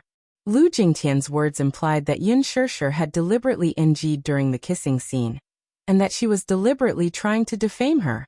If this sentence was not connected well, one could imagine what kind of news the media would create the next day. Yun Shishir deliberately NG'd, shamelessly and shamelessly, was suspected of seducing Gu Xingze. In this way, Yun Shishir's status would be lowered. Generally speaking, when it came to creating hype for a couple, the female celebrities were usually more reserved. Lu Fei broke out in a cold sweat, but his quick reflexes allowed him to quickly answer her question. Shishir purposely made NGs during filming? Oh, you're really something. Everyone turned to look at Yun Shishir to see her reaction to this. Below the stage, Mushi was worried for her. Yun Shishir quickly reacted. She pursed her lips and said shyly, "Because filming with Xingze is too stressful." Pressure? Yes. It's because he's too handsome. When he stands in front of me, it feels a little surreal. That's why I sometimes get distracted. Yun Shishir covered her mouth and looked a little nervous. Besides, Xingze is more handsome in real life than on TV. When he stands in front of me, he has a very special aura. I'm afraid that I won't be able to act well, but the more I think about it, the more pressure I feel. She tactfully took over the topic. Only then did Mu Shi heave a sigh of relief. Standing at the side, Qin Zhou's expression softened a little as his eyes revealed his approval. Lu Fei also said, "The Green Apple is Shishir's debut film. In this movie, Shishir contributed her first on-screen kiss. I heard from director Lin that Shishir is a very talented actress. This movie may just be a starting point. I'm also looking forward to Shishir contributing more outstanding works to us in the future." Applause came from below the stage. Chapter 984. Lu Jingtian continued. I remember there's a scene that the director wasn't satisfied with despite repeated takes. Lu Fei then sternly said, "The director is very strict about the film industry. He's especially strict when it comes to filming. I heard that he has a bad temper when he's working." Xiaoqin added, "The director has always had high standards for movies and strives for perfection. I think this attitude is very rare." The topic returned to the main topic. However, it was unknown whether it was intentional or not, but Lu Fei seemed to have neglected Lu Jingtian and downplayed her existence. He skipped the few topics in the script that revolved around Lu Jingtian. Lu Jingtian was especially indignant. She tried several times to bring the topic to her, but she failed. She was just like a clown trying her best to make her presence known. Lu Jingtian's manager was furious after the show ended, but given her status, he dared not voice out his anger. Lu Jingtian was also very annoyed. She had blurted out those words without much thought. While she hated herself for being unable to keep her cool, she also hated Yun Shishir for being so tactful in responding to her sharp provocation. Qin Zhou walked up to Yun Shishir and praised, "Shishir, you did well today." Isn't that all thanks to Mr. Chen's guidance? Yun Shirshir complimented with a smile. Lass, you have a glib tongue. Despite his words, his ears were very pleased. After the show was broadcast, it naturally caused a sensation. However, the topic did not revolve around the accident in the show. Instead, the audience's discussion revolved around Lu Jingtian and Yun Shirshir. On Weibo, the topic, Lu Jingtian ostracizing Yun Shirshir, jumped to the top of the search list. The production team was also very dissatisfied with Lu Jingtian's behavior of not following the script. During the replay, they deliberately exposed her ugly side. Many fans were talking about how, on the show, Lu Jingtian would intentionally or unintentionally ostracize Yun Shirshir and lead unfavorable topics to Yun Shirshir. She seemed to be very scheming. This was different from the innocent image that Lu Jingtian portrayed in front of the camera. Lu Jingtian's sharp tongue was instantly exposed on this show. Yun Shirshir's fans even went to Lu Jingtian's Weibo to criticize her for being scheming, and deliberately ostracizing the newcomer by making things difficult for Yun Shirshir. Lu Jingtian's fans on Weibo dropped by tens of thousands overnight. She didn't have many fans to begin with, and they were all zombie fans. However, all of them were genuine fans. Lu Jingtian was livid. She originally wanted to embarrass Yun Shirshir on the show, but she did not expect to suffer a double loss. In fact, she was so jealous because her team wanted to be a couple with Gu Xingze. Gu Xingze refused. However, when it came to Yun Shirshir, she actually agreed. It would be strange if she wasn't angry. Why did Gu Xingze give such good resources to Yun Shirshir? If all of Yun Shirshir's resources were given to her, she would definitely be more popular than Yun Shirshir. How could Lu Jingtian not be furious? Of course, this was all in the future. On this day, Qin Zhou arranged to meet Yun Shirshir at the company. When Yun Shirshir arrived at the company, Qin Zhou had just finished a call. His expression was a little serious, but there was a hint of excitement and ambition in his eyes. Chapter 985. Yun Shirshir raised her eyebrows, clearly surprised by his cautious attitude. What's the matter? Just ask. Qin Zhou pursed his lips, hesitating whether he should ask or not. He tapped his fingertips on the table a few times and said, Maybe this question is a little presumptuous, but I still want to know more. Please don't take offense. He paused for a moment and went straight to the point. I want to know, what's your relationship with young Master Mu? Yun Shirshir was stunned. Why do you ask? Because I feel that young Master Mu treats you differently, Qin Zhou said honestly as he fiddled with the thumb ring on his finger. He was indeed different. At least in Qin Zhou's impression, Mu Yaja was a heartless man. Why did he have such an impression? Back when Huanyu was acquired by Disheng, in order to curry favor with this rich and powerful boss, and to obtain more golden resources for their artistes, many top managers had secretly sent him a list of artistes and organized it into a roster. It was a common thing to give away women in the vanity market. Whenever Mu Yaja personally picked someone, it meant that she would have more opportunities to rise up the ranks. However, it was said that after Mu Yaja saw the list, he threw it aside and no longer asked about it. He had never had a woman by his side. He was a typical example of walking through a field of flowers, but not a single leaf touched him. He was clearly in charge of a huge entertainment empire, but he had never had the slightest intimate relationship with any woman in the circle. Yun Shirshir was the first and only one. He had also asked around about Yun Shirshir's position in Mu Yaja's heart. However, no one in the company knew. They only knew that Yun Shirshir seemed to be a little special. They could not explain why she was special. Yun Shirshir pondered for a moment. She did not know why Qin Zhou asked that. However, since he asked, she answered honestly, lovers. Qin Zhou narrowed his eyes. I heard that you have a child? How did you know? Yun Shirshir was slightly surprised. How am I going to survive if I can't even find out the background of the artists under me? Qin Zhou was a little dissatisfied with her belittling. He knocked on the table and asked, Is this child young Master Mu's? Yun Shirshir gritted her teeth and said, Yes. I heard that a mysterious girl gave birth to a child for the Mu family 7 years ago. The youngest son of the Mu family, Mu Yichen, is not the child of Mu Wanru and Mu Yaja. He is a surrogate. After Qin Zhou finished speaking, he paused for a moment and looked at her meaningfully. Yin Shirshir looked a little embarrassed, but she couldn't help but sigh in her heart. Everyone who was involved in the matter of surrogacy for the Mu family was very tight-lipped. How did he find out? Yin Shirshir sighed and said, "Actually, there were 2 children at that time. The older one was taken away when he was born, and the younger one was not breathing when he was born. Later, the child was saved after the emergency treatment. My father pulled some strings to hide it from the Mu family." Qin Zhou suddenly understood. In that case, you can rely on your children to rise in status and marry into a rich family. Rich and powerful families value inheritance. You have 2 children by your side. That's a great asset. Yin Shirshir looked indifferent. "I don't want to." "You don't want to?" Qin Zhou was a little surprised. "Why not?" Yin Shirshir fell silent. Chapter 986. One had to know that in this industry, it was an abyss of suffering. If it were any other woman, she would definitely try her best to get into a rich family. After all, rich families valued a woman's innocence more. Yin Shirshir narrowed her eyes slightly and took a deep breath.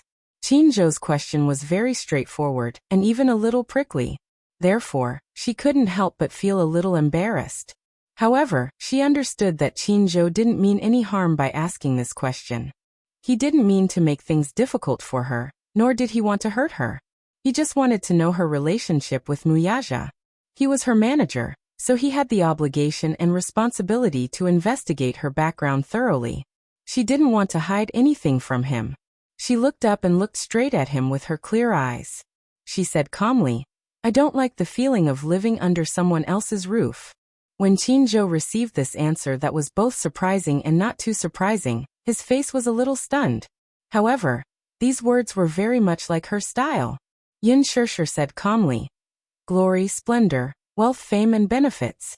Who doesn't chase after them like a flock of ducks? But if a person lives in this world and has to rely on a man to live, then how can they protect their dignity? I don't want to live like this." Qin Zhou smiled happily. He obviously appreciated her answer. "Very good. I really like your strong personality." He suddenly leaned forward slightly, his eyes like torches. "Do you know my ambition?" he asked. He lowered his voice and his voice was as deep as a magnet. Yin Shirshir shook her head. With a smile, he leaned back in his chair and said unhurriedly, "In these 10 years, I've conquered half of Guxing's empire. But I want to use my ambition on you. Are you willing to cooperate with me?" "Of course I am. Before this, I want you to be clear. I don't care if the entertainment industry is a tiger's den or a big dievat. I want you to know that this is an industry where the strong prey on the weak. The weak have no dignity. Since you've stepped into this industry, I want you to do your best and not be a dabbler. I don't like the attitude of a dabbler." After Qin Zhou finished speaking, he took out a script from the side and handed it to her. Yin Shirshir raised her eyebrows and took the book. She saw that it was a very thick script. It was very thick, at least twice as thick as the script of the Green Apple. Flipping to the first page, there were black words on a white background. This drama was a palace drama that had recently been preparing for casting. The title was tentatively set as Lethal Beauty. It was also adapted from a best-selling masterpiece and was a popular IP. His novels alone had sold 3 million copies and were sold overseas. 3 million copies. What did that mean? If a physical book could sell more than 30,000 copies, it would be able to enter the best-selling list. 5 years after the novel was released, it sold 3 million copies, which proved that the novel had a considerable fan base. It was said that the copyright alone was sold for a sky-high price of 10 million. This was unprecedented and had set a new record for IP copyright fees. What was even more shocking was that they had only bought the copyright of the novel, and had not even confirmed the actors. Yet, all the major TV channels and networks were scrambling for the broadcasting rights. A certain satellite TV channel had even offered 800 million in copyright fees. There's good news and bad news. Which one do you want to hear first? Qin Zhou seemed to be in a good mood, and deliberately kept her in suspense. Yin Shirshir was also happy to support him. Then I'll listen to the good news first. The good news is that you have a chance to compete for the female lead. Chapter 987.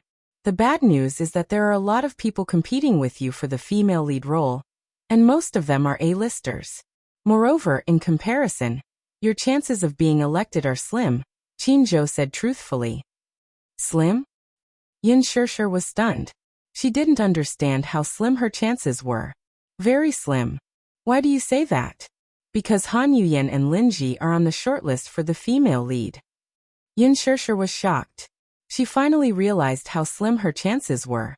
There was no need to elaborate on how high Han Yuyan's status was in the industry. Lin Ji, on the other hand, was the hottest costume actress in the past 2 years. She was second to none. Speaking of Lin Ji, she had been in the industry for more than 3 years. Since her first movie Rose Night, she shot to fame. With the Best Actress award, her status skyrocketed overnight. After that, she acted in many costume dramas, and was known as the top costume beauty in the entertainment industry. Her facial features were soft and beautiful. She was elegant and had a unique aura. She was very suitable for the costume. When the new version of The Return of the Condor Heroes aired last year, her role as Xiao Longnu in the drama made her famous. She became an A-lister. However, these advantages were nothing to be afraid of. Qinzhou had confidence in Yin Shirshir. Her looks were also very sculpted. She might not be worse than Lin Ji in costume. It could even be said that she was better than Lin Ji. He was more worried about Lin Ji and Han Yuyan's background.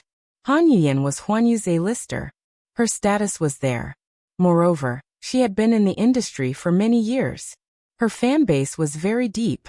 In order to compete for the female lead role in Lethal Beauty, she even planned to postpone her wedding. Lin Ji was an artist under Qingguang Entertainment. Although she had only been in the industry for a few years and didn't have a strong foundation, she had a strong background. However, Han Yuyan's background was more powerful than Lin Ji's. The problem was that the copyright of Lethal Beauty was bought by Qingguang Entertainment first. Since Qingguang Entertainment had spent a lot of money to buy the copyright, they naturally wanted to promote their artists. Qingguang's veteran artiste was Meng Lan. However, ever since Meng Lan married into a rich family, she had been in a semi-retired state. Very quickly, she fell from the top artiste altar. Therefore, Qingguang was determined to make Lin Ji the second Han Yuyan. Just from the amount of resources Qingguang had spent on Lin Ji in the past 2 years, one could see it. She was trying to make Lin Ji the new big sister of Orange Light. Since Qingguang Entertainment had bought the rights to the drama, Qinzhou guessed that they had already decided on the female lead. It was very likely that Lin Ji would play the role. The current film and television industry was different from the past. In the past, the choice of actors was mostly in the hands of the director. But now, in most cases, the investors had the final say in the selection of actors and actresses, and the director had no right to interfere. Unless it was a director with funding or a very famous gold medal director, such as Lin Fengtian. Not every director was so lucky to have the right to choose the male and female lead in their hearts. More often than not, the investors would arrange for people to join the cast. Even if there were no characters, they would create a character and insert it into the cast. Chapter 988. The director of Lethal Beauty was Gu Xiaoyang, an experienced director in the film industry. During the preparation stage, other than the few connections the investors had placed in the team, he had sent a group of messages to the few female leads he had in mind. Alas, Yin Shirshir was not among the 5 names listed. As a newcomer, her movie had not yet been released, so Gu Xiaoyang did not have a deep impression of her. He only knew that this newcomer had good potential, but she was not special enough for him to personally invite her. Among the 5, Lin Ji was one, and Han Yuyan was the other. Out of the 5 female stars, 4 of them were under Huanyu. As an entertainment empire, Huanyu had many big names under its banner, and the flowers were flourishing and blooming. 3 of the 4 top female stars in the film industry were from Huanyu, which showed Huanyu's influence. Inviting Huanyu's artists to be the female lead candidate was tacitly approved by Qingguang Entertainment as the investor. On the surface, it seemed very selfless, but when Ji Lin heard the news, he was furious. Was this a blatant attempt to win fans? First, they used Huanyu's artists to hype up the show. Then, when it came to the final selection, they would choose their own artists. Not only did they hype up the show, but they could also use Huanyu's A-list female stars to hype up their artists. Wasn't this killing 2 birds with 1 stone? Qingguang's method was quite scheming. But so what if they knew it was a blatant attempt to win fans? A show was a good one. Even if the chances were slim, they had to seize every opportunity. When Qin Zhou found out that the show was about to be filmed, he immediately asked Gu Xiaoyang to meet him. He threw him an olive branch and went straight to the point, recommending Yin Shirshir. Qin Zhou had a lot of connections in the industry and had a good relationship with Gu Xiaoyang. Because he had spoken, Gu Xiaoyang gave Yin Shirshir the opportunity to audition. Even if it was just an audition, the chances were slim, but it was still not easy to come by. As for whether she could be chosen, Qin Zhou did not have much confidence. He even guessed that the show was tailor-made to promote Lin Ji. After listening to his detailed analysis, Yin Shirshir was a little disappointed. I think it's more than slim. It's impossible. Lin Ji is an artist from Qingguang. How could Qingguang choose an artist from Huanyu as the female lead? That's a big blow to your morale? Qin Zhou smiled playfully and cast a sidelong glance at her. Shirshir, pick up your fighting spirit. The chances are slim, but it's not hopeless. I'm a bit curious. What are you curious about? Yin Shirshir asked. Since this drama is a popular IP, why didn't Huanyu buy the adaptation rights of this novel? Shirshir, some things are not as simple as you think. The benefits involved were very deep. Moreover, one of the reasons why Huanyu didn't get the rights to this drama was because Huanyu's recent focus was on the movie IP. Most of the funds were invested in the movie script. Recently, Huanyu bought a Tomb Raiding IP and is about to start filming. Originally, I wanted to arrange for you to join the cast, but after weighing the pros and cons, I decided to let you audition for Lethal Beauty. Qin Zhou also carefully read the Tomb Raiding script. This drama was based on the famous tomb raiding novel, Strange Tomb. The theme of tomb raiding was very popular. Chapter 989. Lethal Beauty, on the other hand, was different. The script for Lethal Beauty was more or less completed. It had been changed into a 90-episode-long series. The schedule had also been finalized. It would be aired during the summer prime time. Lethal Beauty's influence was far greater than Creepy Tomb's. Its popularity was definitely not something that Creepy Tomb could compare to. Plus, it had a long exposure time and a wide audience. It was a good opportunity to build popularity with the audience. After Qin Zhou finished his analysis, Yin Shirshir was already dumbfounded. She suddenly understood why Qin Zhou was called the #1 golden agent. He deserved it. Just the way he picked the script showed that he had a keen eye for it. Even if it's a waste of effort, we can't miss any opportunity. What if your audition results amaze Gu Xiaoyang? Who knows, he might choose you. You have to know that Gu Xiaoyang is a famous director with 2 high ratings. He has a lot of power. Okay, I'll try. Yin Shirshir took the script from him. Actually, Qin Zhou suddenly frowned. He wanted to say something but stopped. Actually what? Nothing. Qin Zhou shook his head and smiled faintly. He did not say anything. He originally wanted to say, actually it's just a female lead. If we can get Mu Yaja to help us, it won't be a problem. But with Shirshir's personality, she might not be willing. She was strong-willed. She must want to get the role with her own abilities. Yin Shirshir smiled. Qin Zhou, don't worry. I'll do my best. I won't let your efforts go to waste. Qin Zhou smiled. When she got home, she began to study the script carefully. She finished reading it overnight. It was a rare and good script. In fact, palace dramas had always been a popular theme for TV dramas. In the past 10 years, 5 of the top 10 palace dramas had made it to the top of the top 10. Palace dramas had a very large audience. If the reputation and ratings were good, as the female lead, she would definitely win the hearts of the audience. The main storyline of the script mainly told the story of Qin Changle, the daughter of a concubine in the prime minister's residence, assisting the prince to ascend to the throne. She was given the title of empress, but in the end, she was betrayed and ended up in the cold palace. She suffered humiliation and died with hatred. After death, she was reborn 20 years ago. She took revenge domineeringly and finally reaped happiness. The characters were distinct, and the plot was intertwined. The theme was political intrigue and palace strife, which was fascinating. Yin Shirshir was certain that if this drama was well made, It would definitely become a new milestone in palace drama. It was a good script. Yin Shirshir sighed again in her heart. She couldn't hide her excitement. She didn't have much hope for the audition, but after reading the script, her fighting spirit was reignited. Taking advantage of the short break after the completion of the filming of The Green Apple, she studied the script 3 times and carefully highlighted the key points. Soon, Yin Shirshir received the script for the audition. The script for the audition was that 15 years after Qin Changel was banished to the Cold Palace, she was faced with the emperor's imperial edict to kill herself. She was heartbroken and resentful. Using this as the script for the audition was a great test of the actor's tension and knowledge of the lines. The day before the audition, Yin Shirshir was extremely nervous. She tossed and turned in bed, unable to fall asleep. She felt very regretful when she thought that this script might already have a female lead. She really wanted to get the chance to play the female lead. However, when she thought of the frightening fan bases of Lin Jiu and Han Yuyan, she thought that the competition was too great. Chapter 990. On the day of the audition, Yin Shirshir woke up early and rushed to the audition venue after she was done with her preparations. She was in the second group, and was in the same batch as Lin Ji.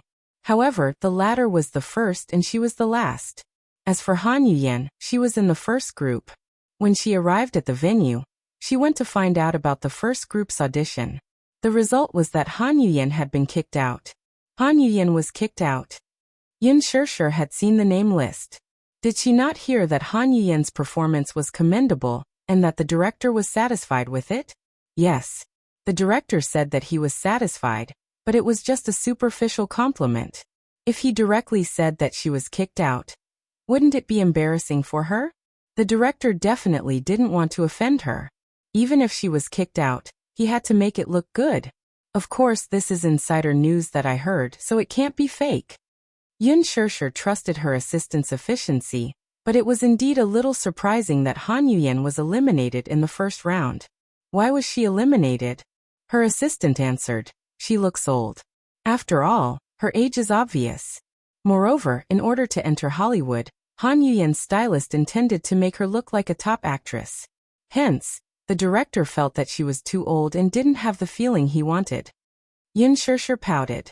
Chengguang Entertainment is really scheming.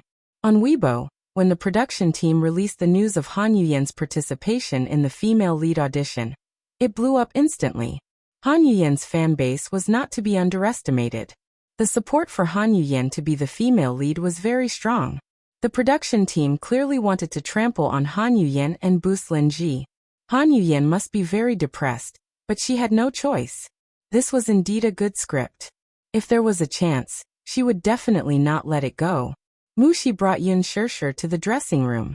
On the way, they brushed past a woman in a luxurious dress. Yin Shirshir glanced back, but did not pay much attention to her.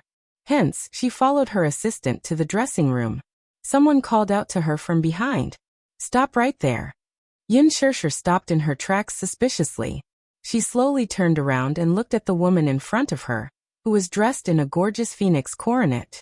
It was a little unfamiliar, but he had some impression of it. She rarely paid attention to dramas and movies, so Mushi was the first to recognize her. She whispered into her ear, "Shirshir, it's Lin Ji." Lin Ji? Mushi was visibly agitated. It was no wonder that Lin Ji was her goddess. At such a young age, she relied on her beautiful looks and superb acting skills to defend her place in the entertainment industry. Yin Shirshir looked at her, only to see that the woman in front of her was also sizing her up with a cold gaze. "You are." Lin Ji paused for a moment. "Yin Shirshir." She remembered her. He was a new topic on Weibo. She seemed to be the target of Huan Yu's recent efforts. Yin Shirshir had just debuted, and Huan Yu had already poured resources into her. Most of them were gold resources. Yin Shirshir nodded politely. "Hello." Compared to her, Yin Shirshir's attitude seemed a little more arrogant. "Are you here for the audition too?" Mushi keenly sensed the hostility in her eyes, and suddenly felt a little uncomfortable. She had seen the interviews, and the media was full of praises for her character. They said that she was gentle and pleasant, but now, her good impression of her had been shattered. Yin Shirshir lightly replied, "MHM." Chapter 991. In other words, she seemed to be implying that Yun Shirshir was shamelessly trying to compete with her for the female lead role. She was clearly trying to embarrass Yun Shirshir. Lin Ji was obviously hostile towards her. She did not know at first that Yun Shirshir would be participating in this audition. Despite the fact that the female lead had already been internally selected for this audition, Lin Ji was still displeased with the actress. Why? It was because they had both debuted not long ago, were both highly supported by the company, and had the same style. Huan Yu had used Yun Shirshir's popularity to hype her up since her debut. Of course, Yun Shirshir was unaware of this.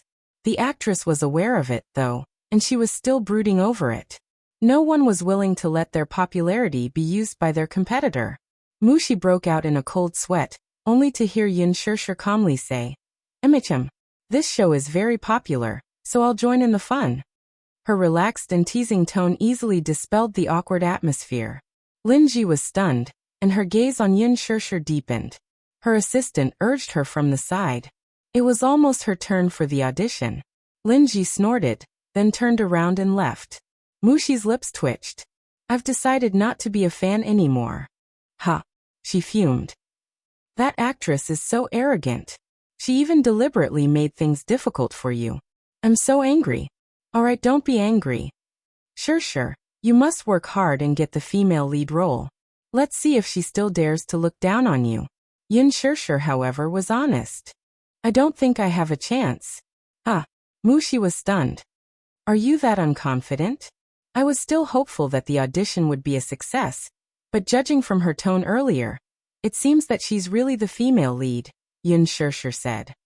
"Then, are we still participating in the audition?" "Of course. Why not? Qin Zhou fought for this role for me, so how can I let him down? Even if I can't get the female lead role, I can at least make myself known," Yun Shirshir said optimistically. "Get acquainted." Mushi was tickled by her optimistic side. When she entered the dressing room, the stylist's attitude became much colder when he heard that she was an artist from Huanyu. He casually threw her a set of white clothes and left. Yun Shirshir opened the plain white dress. She thought about the luxurious dress Lin Ji was wearing. Indeed, it couldn't be compared.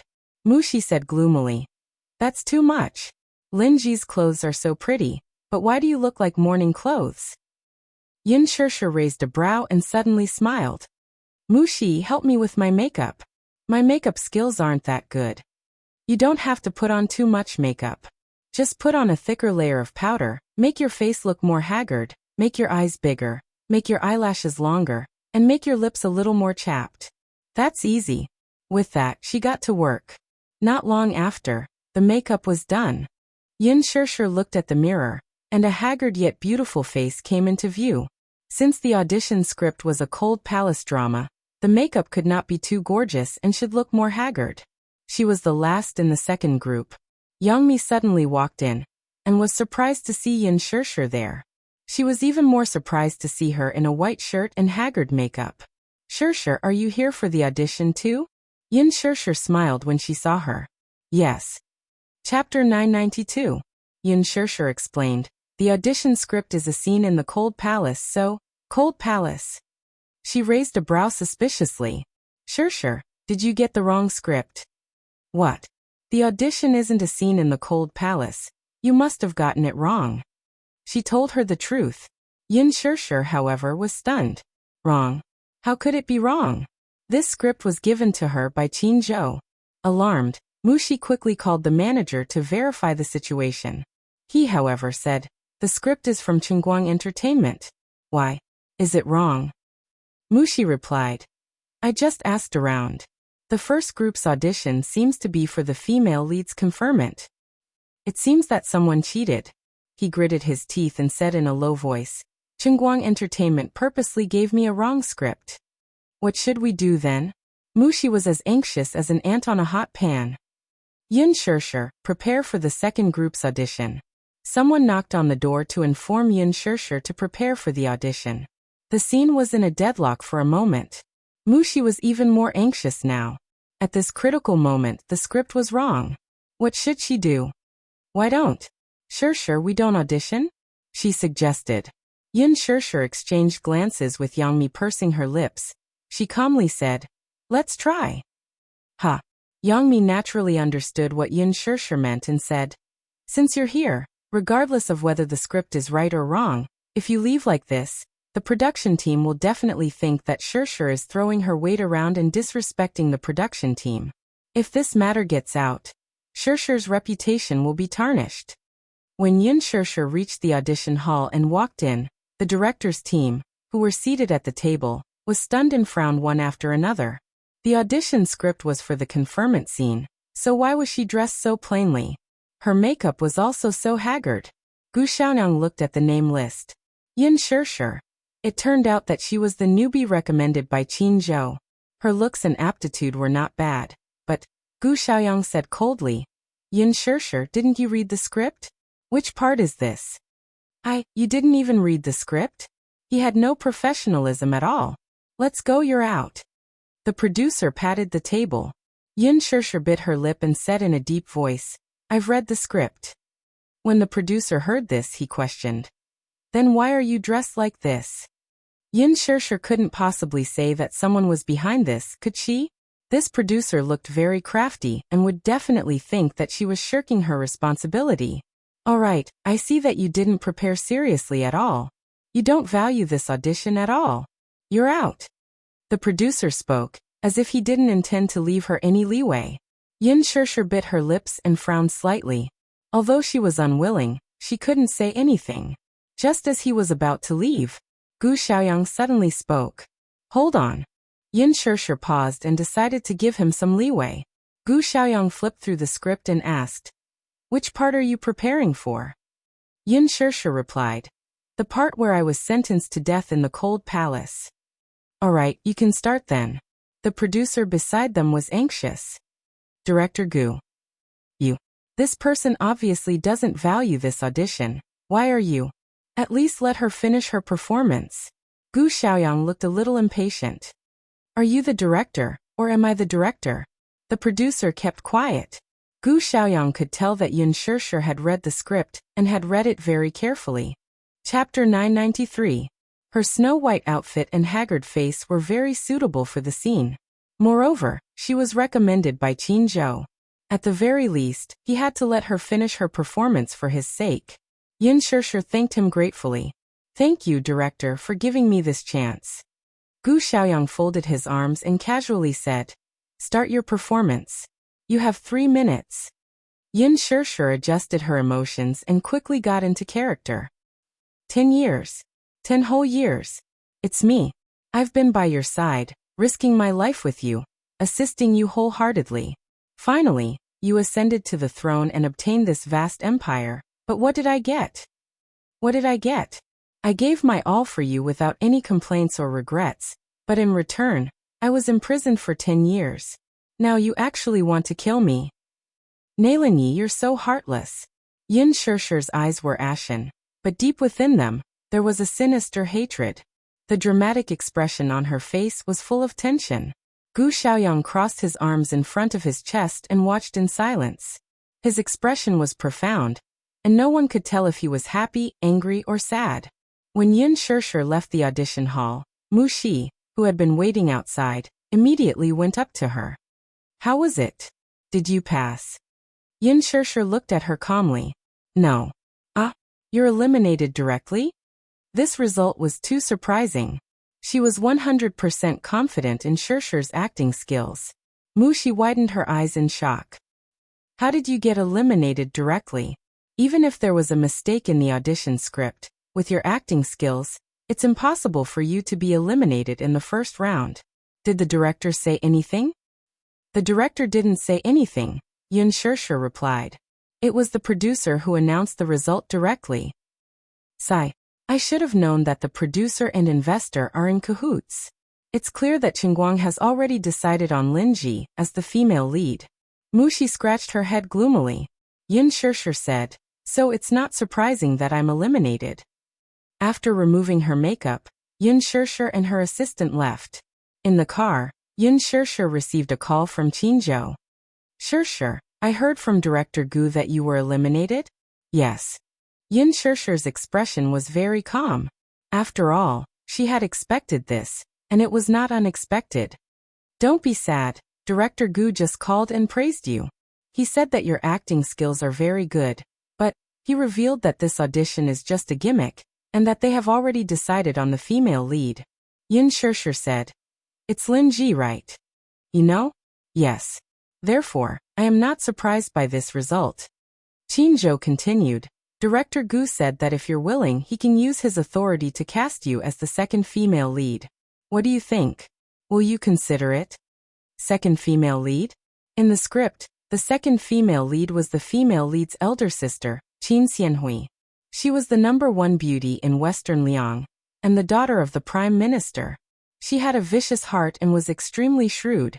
On the surface, she looked gentle and generous, but in reality, she was an extremely vicious woman. In her past life, she was the mastermind behind Qin Changle's death. After Qin Changle's rebirth, Qin Xianhui continued to plot against her. In the end, she suffered the consequences of her own actions. It was a role that tested one's acting skills but did not please the audience. Still, it was a very important role. Qin Xianhui's role was entirely to support Qin Changle's character. Yin Shirshir frowned but did not say anything. Chapter 994. What is it? Qin Zhou calmly read a name over the phone. Muyaja. Yin Shirshir could not help but clench her fists. She really liked the script of Lethal Beauty. However, the entertainment industry was like this. It was not about ability. More importantly, it was about background, means and backing. This role should be a piece of cake for Muyaja, right? However, Yin Shirshir could not help but feel hesitant. She did not really want to use Muyaja to get this role. The headquarters of Dishing Financial Group was located in the most luxurious area of Beijing's economic and trade center. The 99-story commercial building gave people a sense of majesty. Standing on the top floor of such a majestic building, one would feel as if they were looking down on the world. Of course, she did not know how terrifying Muyaja's net worth was. It was said that the entire Mu Group was equivalent to the country's commercial lifeline, and the most important financial core in Asia. If the Mu Group made any moves, the entire financial world would be shaken. The Mu Group monopolized the country and was extremely powerful. Both the legal and illegal sides of the world occupied the vast territory. Muyaja held the power of life and death in the Mu Group. In the future, he would definitely become the owner of this highly anticipated business empire. In the luxurious office, Muyaja held the phone and leaned elegantly against the back of the chair. One of his hands was tapping on the table absent-mindedly. His long and narrow eyes were half-closed. A deep and powerful voice came from the other end of the phone. It sounded a little angry. Yesterday, old Master Song called me and said that as an elder, you did not know what you were doing. He actually made his granddaughter suffer because of an actress of unknown origin. I don't care who that woman is. The Song family is the most important chess piece in your journey to becoming the head of the family. If you have the Song family's help, your position as the head of the Mu family will be even more secure. Muyaja's eyes were tinged with a trace of coldness, but his mellow voice was as cold as ice. Second uncle, don't interfere in this matter. I know what I'm doing. On the other end of the phone, the man's voice suddenly became gloomy. It's not that second uncle didn't tell you, but now that the Mu family is in trouble, you can't take any risks. You know, you're just the heir now. You haven't grasped the real power of the Mu Jia. I've always thought that you're smart and would never make a mistake. But don't you think you've handled this matter inappropriately? Of course, the Song family's old man may be exaggerating, but given Song Inya's status, I don't believe that he would be bewitched by a woman and offend the Song family. Muyaja lifted his sexy lips, his voice cold and full of sarcasm. Since when did I, Muyaja, need to rely on the Song family to strengthen my position? Since I can sit in this position, I can continue to sit in it steadily. The man suddenly fell silent and did not make a sound. Muyaja chuckled. Second uncle, your and Grandpa's era is over. It's my era now. The man sighed and said indignantly, it's up to you. Don't disappoint second uncle though. Second uncle still believes in your ability. Handle this matter well. I know what I'm doing. Chapter 995. Even the faint breathing and whispering outside the door could be easily heard. He raised his eyes and looked at the door, saying coldly, come in. As his voice fell, The person outside the door seemed to hesitate for a long time. After hesitating for a long time, he pushed the door open. Yun Shirshir strode in. The moment she stepped into the office, she could feel the strange heavy atmosphere. This office was shockingly huge. It was more than 100 square meters. The decoration was simple yet luxurious, but standing in it, one could easily feel an invisible pressure. Even their breathing could not help but be suppressed. Yun Shirshir looked at the man sitting at the desk. At this moment, he was elegantly supporting his chin with one hand as he stared straight at her. His eyes were no longer as gentle as they were in the morning. They were so deep and dark that one would not dare to look directly at them. His expression was as cold as ice. His icy gaze swept past Yun Shirshir and Mu Shi, who were standing at the door. A strong aura swept over them. Mu Shi was intimidated by his gaze and broke out in a cold sweat. The emperor-like aura emanating from him made her feel timid. She could not help but hide behind Yun Shirshir. Chairman Mu. Mu Shi had just opened her mouth when she saw his pair of eyes as dark and gloomy as a black fog. They were very deep, very dark and cold. She could not help but lower her head in shock, not daring to speak. Get out. I don't like to be disturbed when I'm working. Mu Yaja narrowed his eyes and knocked on the table. His cold gaze fell on Mu Shi. His tone was very calm, but it revealed a majestic aura that made one unable to look directly at him. Just a few words made Mu Shi break out in a cold sweat. Yun Shirshir said to her, "You can leave now." Mu Shi left the office. Mu Yaja's expression eased a little. "Why are you here?" Mu Yaja swept a glance at Yun Shirshir. However, at this moment he was clearly not in a good mood as his face was gloomy. He did not like to be disturbed when he was working. This was especially true when he had an argument with his second uncle earlier.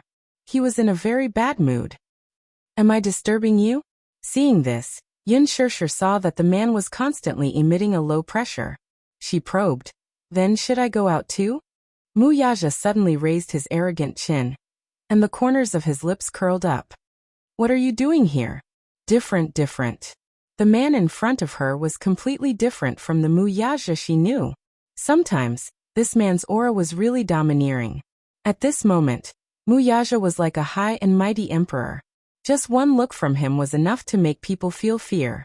Mu Yaja looked at her deeply and suddenly said in a deep voice, "Come here." Yun Shirshir didn't dare to move. She had never seen such a cold and unfeeling side of this man. His expressionless face always made people feel that he was overly cold. Seeing that she still didn't move, Mu Yaja said, "Come here." Yun Shirshir was startled by this indifferent tone. She stood there in a daze, feeling a little helpless. She didn't dare to go over, afraid that he would swallow her whole. She hesitated for a moment, and then slowly walked to his side. The chair was turned around, and he pulled her into his embrace. She cried out in surprise as her waist was firmly held by him, and her whole body was locked in his embrace. Chapter 996. The man bent down and bit her earlobe. His long fingers pinched her chin, forcing her to look up at him. Mu Yaja's voice was low and charming. "What's with that look? It's as if I'm going to eat you alive." "Because you don't seem to be in a good mood." Mu Yaja closed his eyes slightly, and a trace of fatigue appeared on his face. "I'm a little tired." He had 3 video conferences in the morning, followed by a series of tedious affairs. It was inevitable that he felt a little frustrated. Yun Shirshir reached out and rubbed his temples. The moderate amount of strength was just enough to relieve his faintly tense nerves. "Are you feeling better?" she asked when she saw him frowning. "I'm feeling better." Mu Yaja opened his eyes, grabbed her chin, and kissed the corner of her lips. "Are you looking for me for something?" Yun Shirshir nodded. Suddenly, she shook her head. Mu Yaja laughed. He did not know what she wanted to say. "Is there anything?" Yun Shirshir did not mention that matter to him in the end. She wanted to get rid of him and get the role in Lethal Beauty for her. However, after thinking for a while, she did not say anything. She curled her lips and smiled. "It's nothing." "Why? I want to see you." "Can't I?" "Did I disturb you? Are you unhappy?" Mu Yaja scratched the bridge of her nose. "You can come whenever you want." After that, he bent down and kissed her lips. It was just a small bite. The tip of his tongue ran over her lips wantonly. It was a charming kiss. She pushed him away. When do you get off work? 5 o'clock. Okay. I'll wait for you. After that, she went back to the sofa obediently. She picked up a magazine and flipped through it. She planned to wait for him to get off work and go home together. Minyu suddenly knocked on the door and walked in. He saw Yun Shirshir sitting on the sofa. She smiled and nodded. Then she came to him and said slowly, Boss CEO Wang of Huafeng Appliances invited you for dinner tonight. I'm not going. But this dinner is very important. You've already rejected him 3 times. If you reject him again, I'm afraid you won't be giving him face. This isn't good, right? Muyaja frowned. CEO Wang of Huafeng Electric Appliances had invited him 3 times, but he had turned him down one by one, because someone was waiting for him at home. Therefore, he turned down all the dinners that night. Yun Shirshir looked up. Muyaja, go ahead. He raised his eyebrows. Can I go with you? Muyaja raised his eyebrows. You're willing to accompany me? Yes. On the way to the dinner, Yun Shirshir sat in the front passenger seat and said nervously, This seems to be my first time attending a dinner party. I'm a little nervous. Muyaja. This stupid woman. It's just a dinner party. What's there to be nervous about? Yun Shirshir turned her head and asked, What do you think I should do if I get forced to drink? Muyaja raised his eyebrows and rubbed her head lazily. He smiled and said, I'd like to see who dares to force you to drink. Yun Shirshir was stunned. The so-called dinner party was a social gathering at the table. It was a clash of interests. As the CEO of Mu Group, this kind of thing was commonplace. In China, there was such an unspoken social circle. A group of people would sit at the table and talk about business and interests over wine. Chapter 997.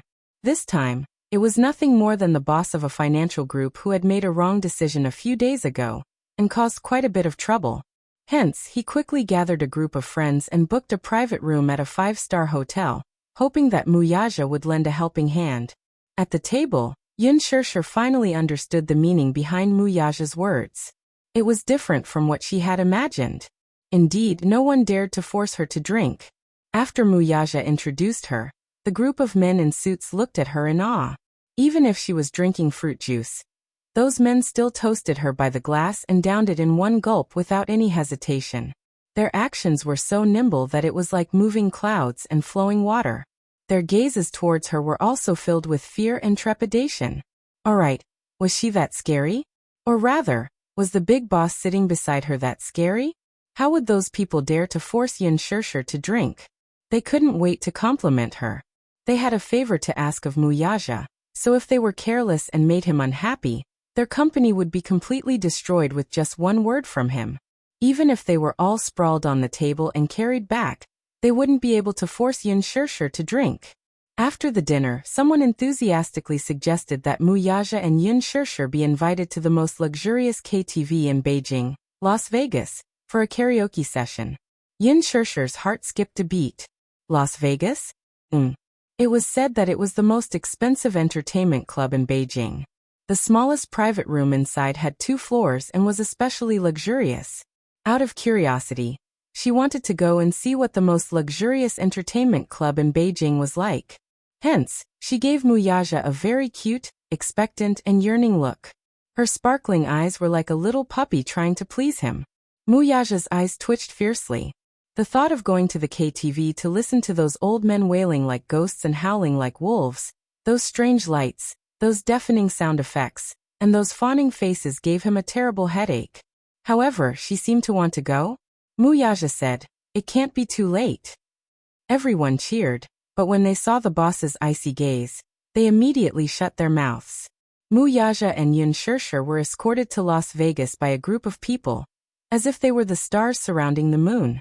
Upon hearing that the CEO of Dishing Financial Group was coming, the manager of Las Vegas booked the biggest KTV room for them. Yun Shirshir held Muyaja's hand in amazement. She looked left and right, feeling that everything was new to her. After all, she rarely came out to play. When she was in university, it was popular for her classmates to gather and sing together, but she didn't have much time to go out and play. Muyaja glanced at her from the corner of his eyes. He saw that the corners of her lips were slightly raised. Even Muyaja, who was in a bad mood, couldn't help but be affected by her cheerful mood. Even the corners of his lips curled up slightly. Since this woman liked it, he would let her do it this time. The waiter respectfully led them into the KTV room. The moment they stepped in, Yin Shirshir let go of Muyaja's hand. Muyaja couldn't help feeling a little stunned. Looking down at his suddenly empty hand, he suddenly felt a little disappointed. Chapter 998. Yin Shirshir had never seen such a high-class entertainment venue. It had a huge LCD screen and 3 levels of high-end sofas. It was like a small opera house. There were 12 microphones alone. The luxurious facilities were amazing. Looking around, there was not only a small bar on the first floor, but there was also a wine cabinet, a small stage, 2 private bathrooms, 2 small living rooms, and a private room. After wandering around the private room, Yin Shirshir returned to Muyaja's side. Just as the men were about to start singing, Yin Shirshir looked up at Muyaja and said, "The so-called most luxurious entertainment venue in Beijing is just SSO. Let's go back." Muyaja's lips twitched. Everyone almost fell down and vomited blood. Didn't she know that it cost 1,000 yuan an hour here? Didn't she know that in order to please Muyaja, they had already thought of their own songs along the way? This girl must be toying with them. Muyaja raised his eyebrows. "You're leaving just like that?" Yin Shirshir pursed her lips and said, "You look very tired, so I want you to rest early." Muyaja's eyes warmed. So it was because of this. Hence he smiled. That smile was the most dazzling in the world. It was charming and moving. Let's sit for a while more. He would just take it as accompanying her. Muyaja staying behind was naturally something that everyone was happy to see. However, as he stayed behind, something happened.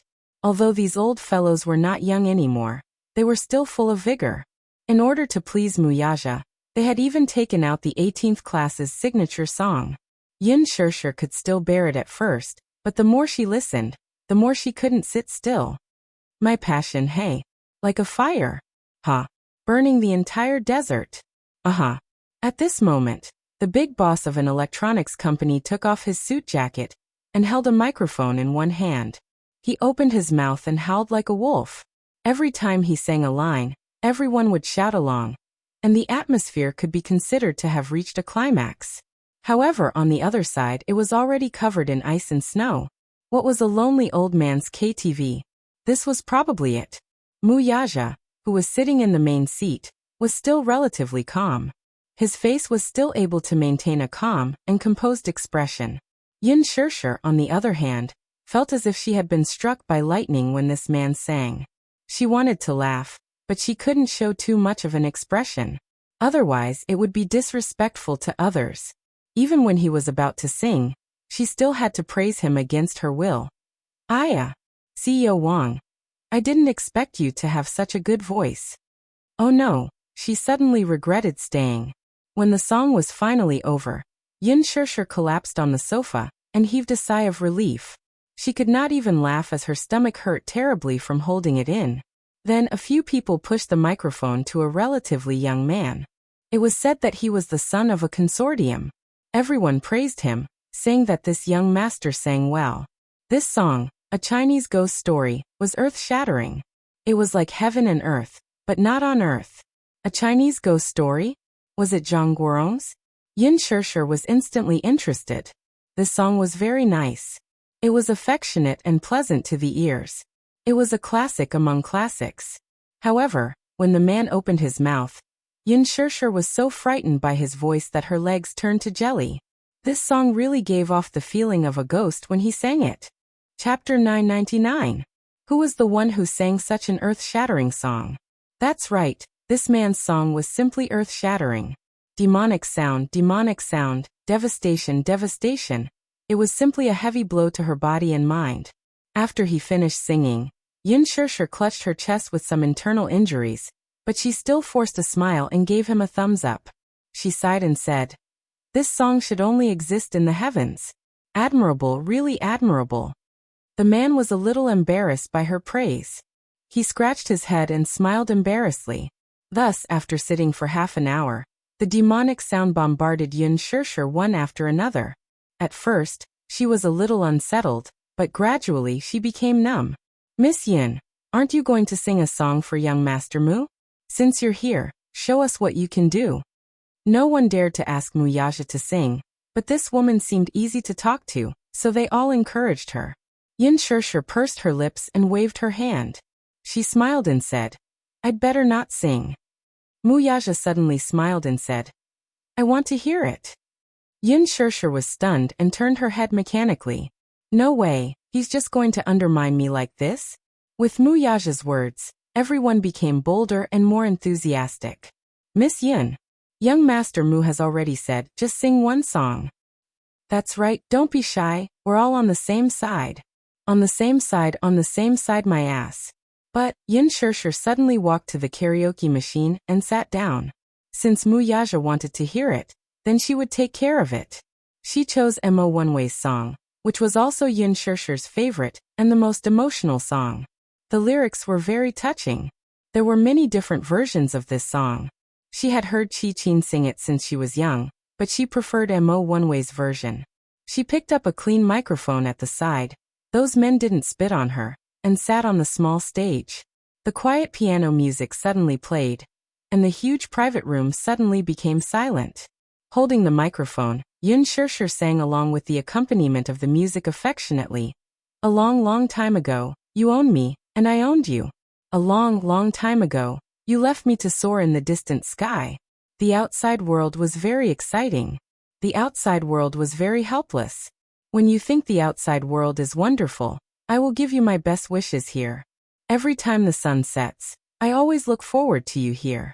Although it was raining in the sky, I am still here, waiting for your return. Yin Shirshir's voice was very soft, but it faintly revealed a sense of vicissitudes, floating, ethereal and mellow, so it was very suitable for such a quiet song. She sang very emotionally and was very engrossed in the song. She was like an affectionate singer who used her soul to interpret the song. She sang this song as if it was her own song. Everyone was deeply attracted by this beautiful voice.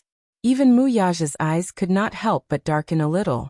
The meaning of the lyrics of this song was very simple, but it was beautifully written and very sad. These people were the bosses of big companies. Some of them had inherited the family business and lived a wealthy life.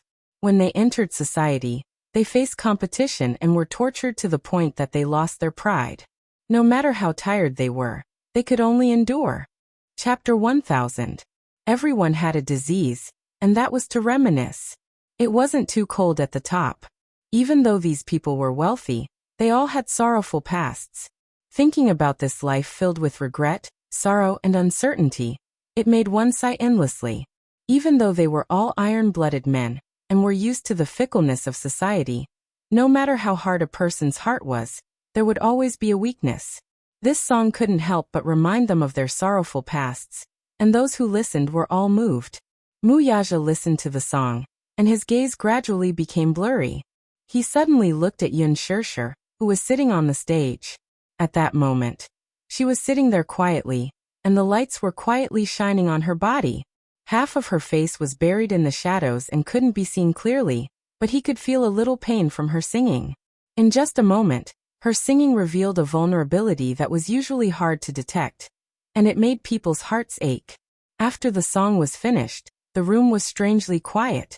Some of the people sitting on the sofa held their foreheads and cried silently, while others held their sour noses, their eyes filled with bitterness.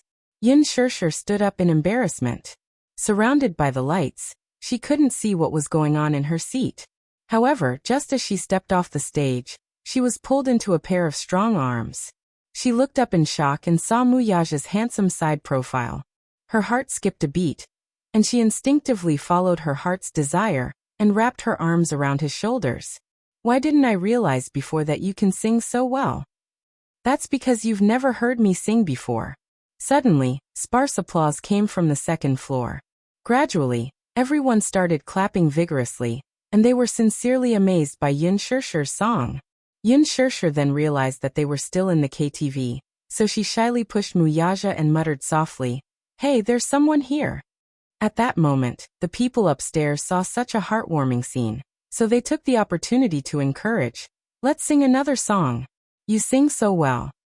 Master Mu, why don't you give us some face and sing a song with Miss Yin Shirshir? Hearing this, Yin Shirshir slowly raised her head. Her eyes were bright and her cheeks were red. She said longingly, yes. Why don't you sing a song too? I want to hear it too. As she said this, she blinked her eyes as if she had thought of something romantic. Then she said excitedly, come on, come on. Let's sing together. Just sing I miss you. Mu Yaja. This song was a duet between a man and a woman. It was sung by Gu Xingze and Su Xintian. As soon as the song was released, it reached the top of the album bestseller list. Mu Yaja turned his face away and said coolly, I won't. He didn't want to sing those little love songs with lyrics like, I love you love me, you love me. Yin Shirshir glared at him. How could she believe his words? No. You definitely can. In any case, you have a management company under your name. How can a person who manages artists not know how to sing? She even tried to goad him, but young Master Mu was dismissive of her little tricks. He glanced at her from the corner of his eyes and said firmly, I won't sing. Yin Shirshir looked aggrieved and resentful, but Mu Yaja ignored her. Chapter 1001. Who's going to sing this song with me? Mu Yaja listened to the melodious music in a daze. He looked at the MV on the screen and raised his eyebrows in disbelief. This stupid woman dared to sing a love song with someone else in front of him? She was asking for death. Mu Yaja turned his head coldly. His pair of cold and terrifying eyes swept across the crowd. His expression seemed to say, who dares to take the microphone? It was as if whoever dared to sing this song with Yin Shirshir would be crushed by the Mu group tomorrow morning. When the crowd saw his sharp and cold eyes, they thought of their own businesses and naturally did not dare to offend this man. How would they dare to care about Yin Shirshir? The young man who sang a Chinese ghost story was about to happily take Yin Shirshir's microphone when the man who was on good terms with him immediately tugged at his sleeve and signaled to Mu Yaja with his eyes. The latter looked in the direction of his gaze and saw a certain man staring at his hand expressionlessly. His gaze was as sharp as a sword. Oh my God, so scary. It was as if he wanted to kill someone. The man was shocked. His back was soaked in cold sweat and his forehead was full of black lines. He immediately withdrew his hand. Yin Shirshir looked at him in confusion. He simply looked down and pretended to be dead. She suddenly realized something and slowly turned her head around. She saw the man's frosty gaze, which was as cold as an iceberg. This man was too domineering, wasn't he? He didn't want to sing with her, and he didn't even give her the right to find a partner? He didn't want her to sing, but she insisted on singing. Thus, in a fit of pique, Yin Shirshir sat on the sofa and started singing along with the music. One moment, she sang the boy's part in a low voice, and the next, she sang the girl's part in a high-pitched voice. She sang this little love song aggressively and fiercely, making it sound like a revolutionary march. It was as if she was about to rush to the battlefield and kill everyone in the next moment. A good song, I Miss You, was sung to I Want to Chop You. This time, it was everyone's turn to be in a world of ice and snow. Mu Yaja was very satisfied. When she finished singing, he didn't forget to float a sentence. You sang very badly.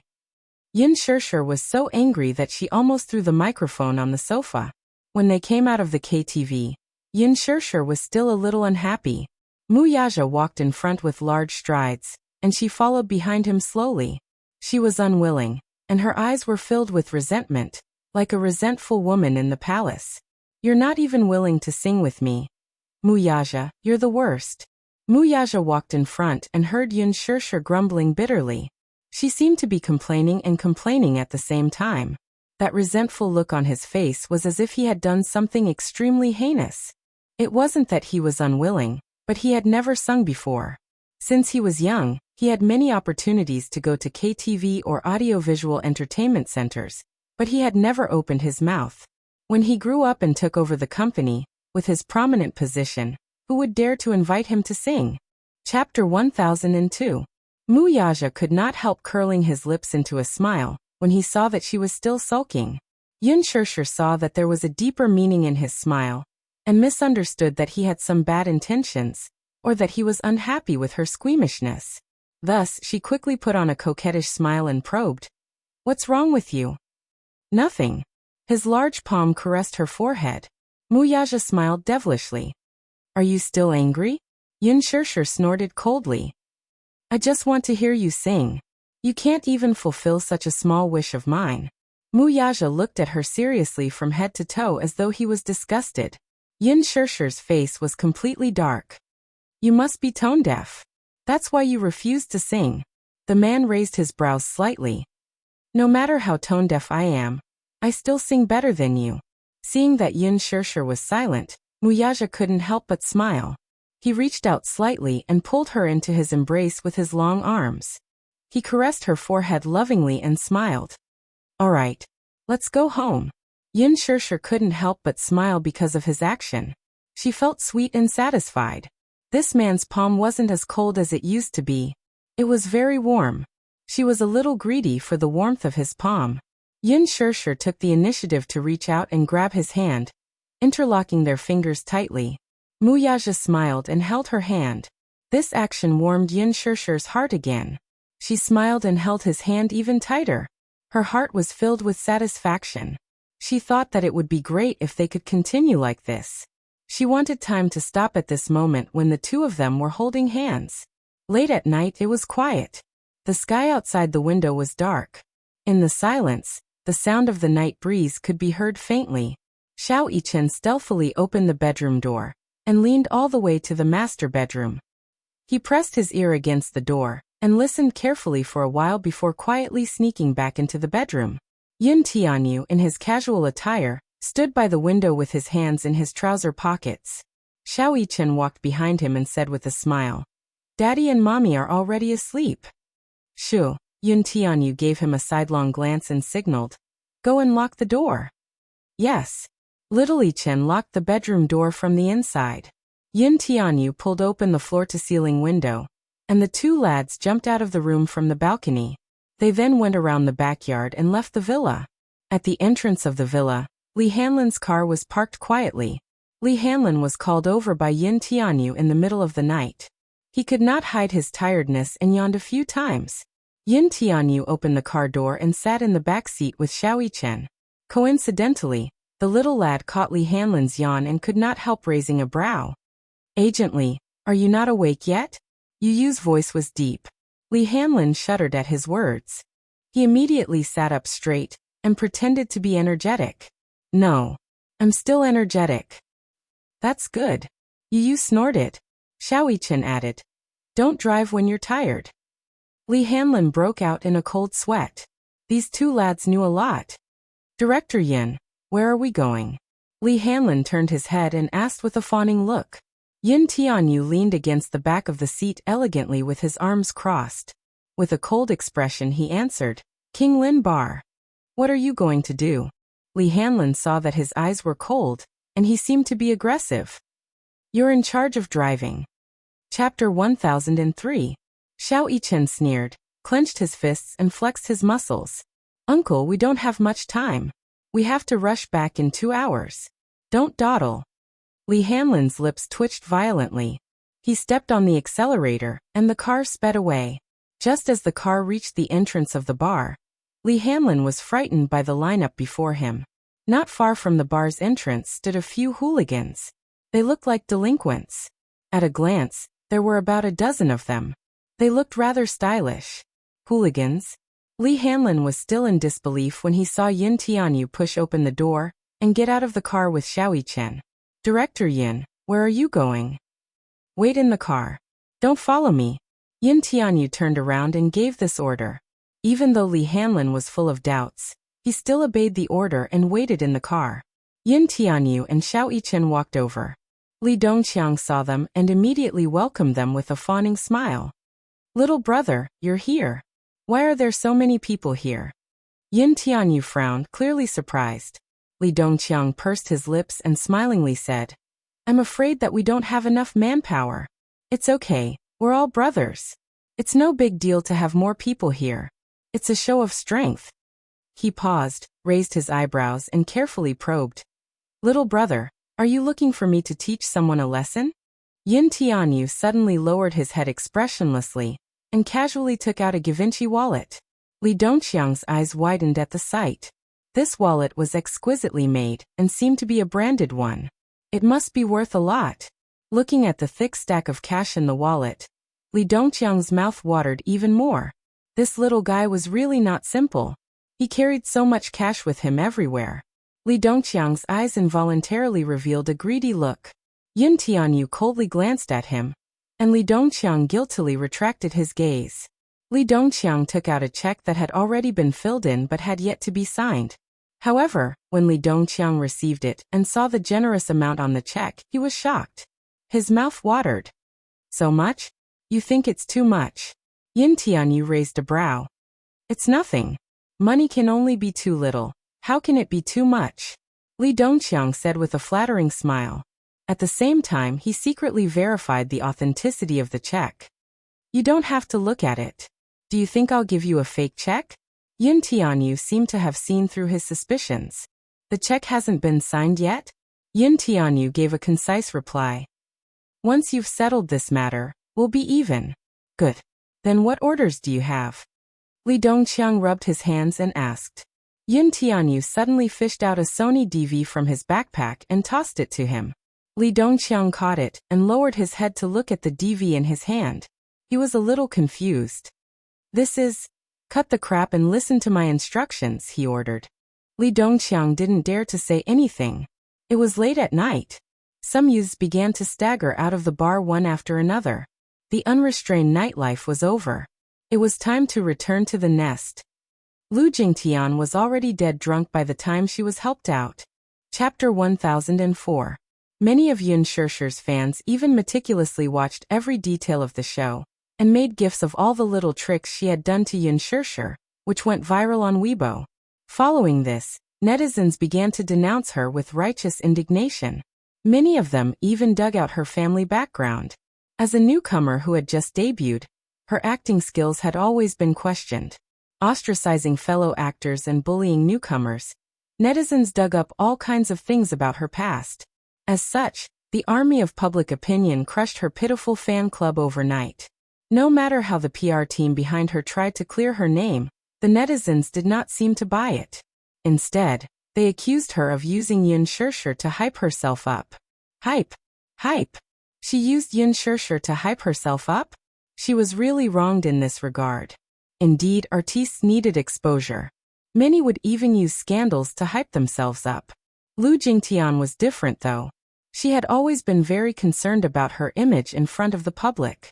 Her team also intended to create an image of her as a pure starlet, trying their best to cover up her dark spots so that she could present a better side to the public. Unfortunately, she did not live up to expectations. Her scandals exploded on the internet one after another. It was simply one after another, too many to enumerate. Lu Jingtian has no acting skills to speak of. She's not even worthy of being called a vase. She's so ugly and unrecognizable. One look at her nose and eyes, and you can tell that she's based on a baby. The key is that she hasn't done the surgery yet. How can she compare to Shirshir? She's quite scheming, huh? Doge. At the very least, vases are good-looking and exquisite. How can that ugly woman be called a vase? Don't insult a vase. Is it that exaggerated? I've seen the trailer for The Green Apple, and she looks pretty good in it. That's just makeup, okay? I saw her barefaced face in a candid photo taken at the airport. It's unspeakably ugly. She looks like an old woman without makeup. The reason why she can get so many resources when she debuted is because her father is a senior executive in Huanyu. This is a classic example of opening the back door. I heard that when Lu Jingtian debuted in the past, she wanted to tie her name to Gu Xingzi for publicity purposes. Gu Xingzi didn't even look at her. Nonsense. If Gu Xingzi and Lu Jingtian are tied together to create hype, it'll be so degrading. Gu Xingzi is wise. If Lu Jingtian uses him to create hype, he'll lose millions of fans. Auntie Lu, you're so ugly. On Weibo forums and Tieba, there were different versions of her scandal every day. In fact, there were plenty of actresses in the entertainment industry who were more scheming than her. They usually kept a low profile and carefully hid their flaws. Alas, this time, she could not avoid it because she was truly stupid. The Green Apple had not yet been released, but it had already gathered a large number of fans of the original novel. As the winter/summer couple, many fans of the original novel were very supportive of Gu Xingzi and Yin Shishir being a couple. Lu Jingtian had interfered and ostracized Yin Shishir on the show. Was she not inviting criticism for herself? Chapter 1005. As a result, she was in a bad mood these few days. She spent several nights at the bar, feeling dispirited. Her friend helped her to the door when she suddenly felt her insides churning. Pushing her friend away, she stumbled to the entrance of the alley and vomited while leaning against the wall. Her friend frowned. Accompanying this willful missy out for a drink was really a tough task. He walked to the intersection and hailed a taxi, but she was nowhere to be seen. He could not help but feel strange. When he reached the entrance of the alley, a fishy smell hit him in the face. He immediately covered his nose and mouth and shone his phone's flashlight on the ground, only to see a puddle of vomit on the ground. Beside it, a bag had fallen to the ground. He picked up the bag. It belonged to her, but she was nowhere to be found. Where did she go? He looked all around but couldn't find her. He was immediately frustrated. A black car sped along the road. Li Dongqiang's eyes darted to the rearview mirror as he drove. Yin Tianyu sat in the front passenger seat while Xiao Yichen sat in the back seat. Beside him was the unconscious Lu Jingtian. She lay limp in the seat with her hands and legs tied tightly with ropes. Her eyes and mouth were covered with a black cloth. Li Dongqiang was deeply shocked. Is this a kidnapping? How exciting! This lad is so daring at such a young age. Although he was in the triad, he was at best a hooligan. He had done many petty thefts, but there were some things he dared not do. Even though he had killed people before, they were all civilians. He looked at this woman, who was dressed in branded clothes and seemed to be rich, and could not help but feel nervous. He was a typical bully and feared the strong. He was most afraid of offending big shots that he should not offend. He had learned his lesson from offending Yin Shishir the last time. Thus he asked, "If we do this, won't we blow things up? What are you afraid of?" Yin Tianyu gave him a sidelong glance and casually asked, "You're so timid, yet you're still in the triad." Li Dongqiang replied resentfully, "Although I'm in the triad, I still haven't made a name for myself. I have to take a detour whenever I meet those big shots."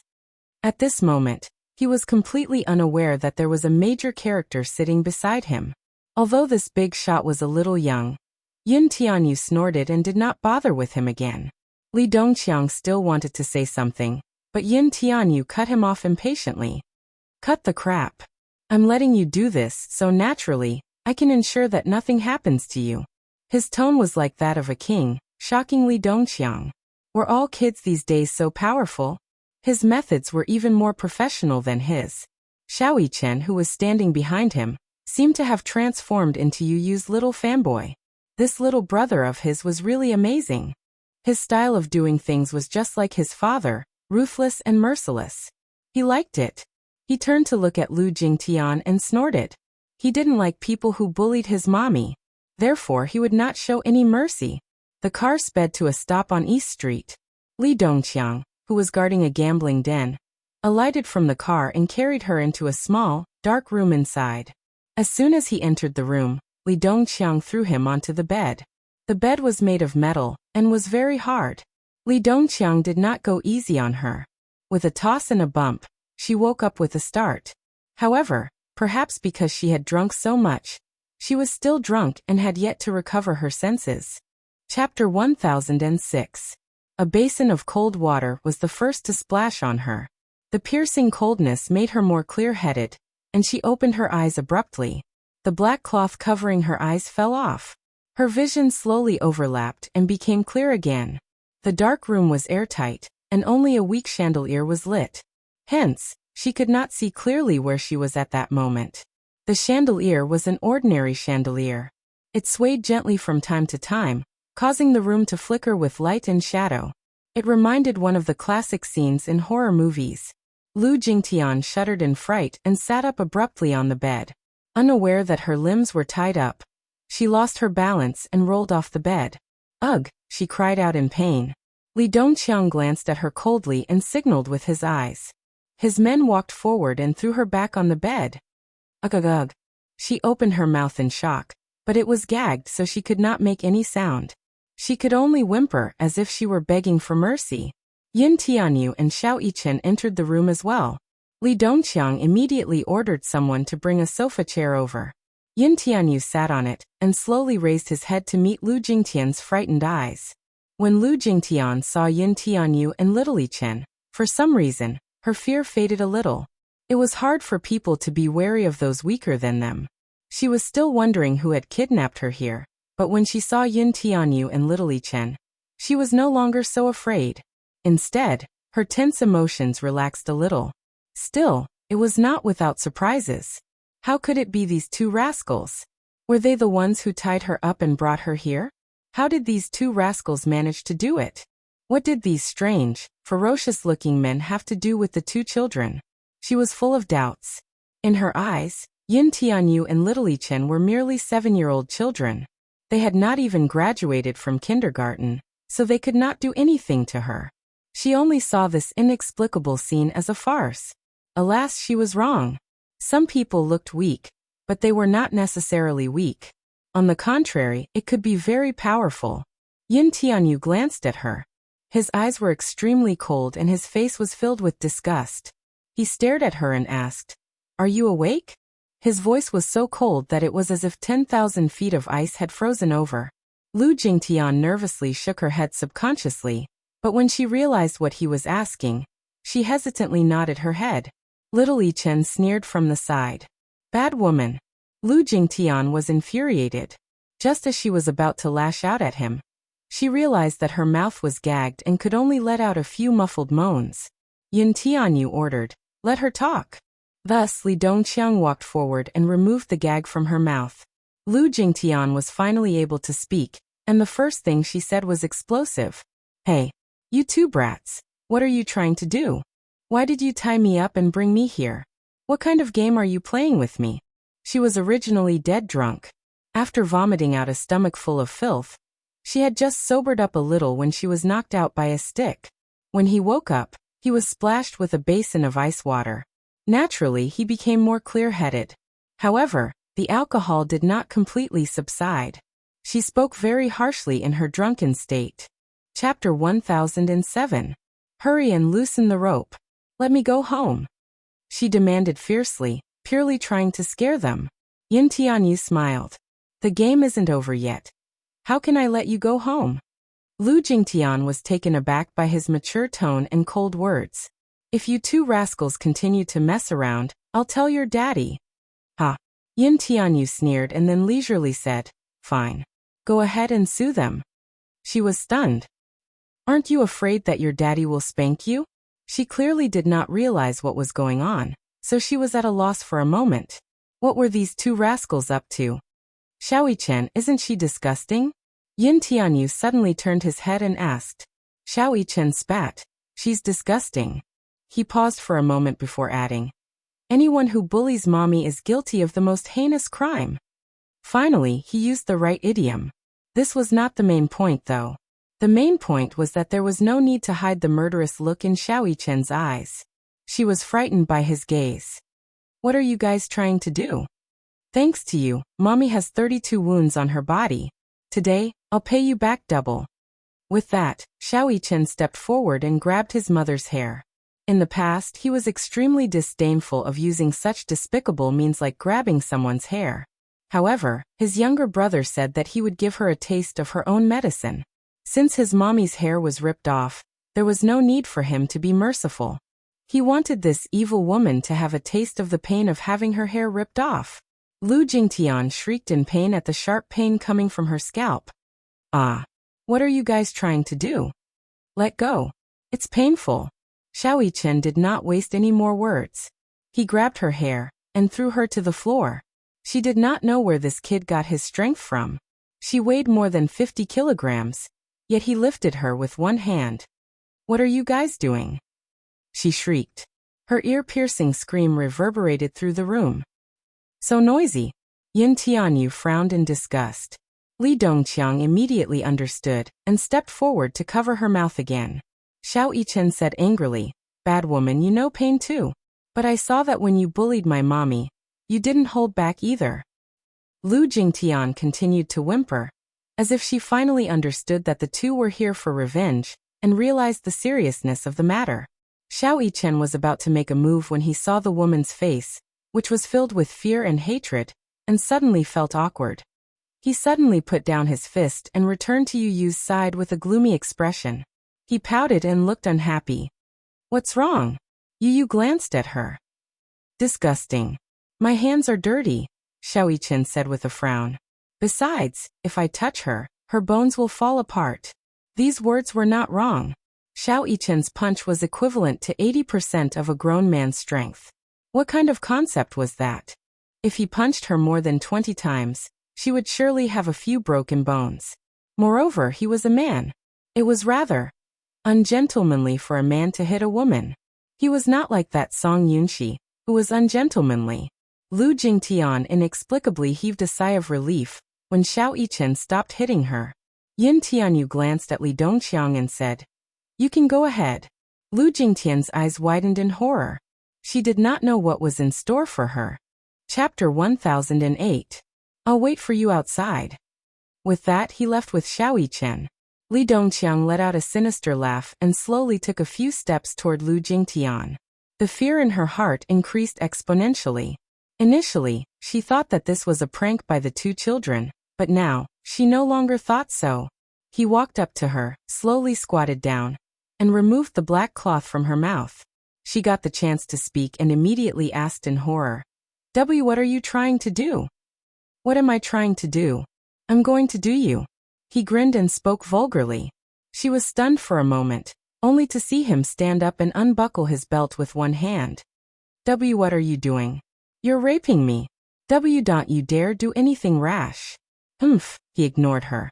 Lu Jingtian's lips trembled as her eyes darted around in panic. She suddenly understood the current situation. If she were to maintain her overbearing attitude from before, she would not be able to escape. It was just a matter of dying a little faster. She did not understand what these two rascals wanted to do to her, but the murderous look in Yun Tianyu's eyes was definitely not a prank. She raised her head and looked at Li Dongqiang with a smile. How much do you want?" Li Dongqiang froze. "Those two rascals gave you the money, right? That's why you. Let me tell you, I have a background. My father is powerful and influential. You'd better not offend me. Otherwise, you'll regret it." This was the only possibility she could think of. Xiao Yichen was rich. Mu Yaja would usually give him tens of thousands of yuan as pocket money. "How much did he give you?" "I'll give you double. This way. Can you let me off?" She was so flustered that she could not speak coherently. "Sure. If you can fork out double the amount he gave me, I'll let you off." Li Dongqiang was naturally not one to make a losing deal. He squatted down as if to negotiate with her. She calmed down and asked, "How much did he give you?" He took out the check from his trouser pocket and showed it to her. Lu Jingtian was stunned when she saw the words written in Chinese. "Impossible. Where did he get so much money?"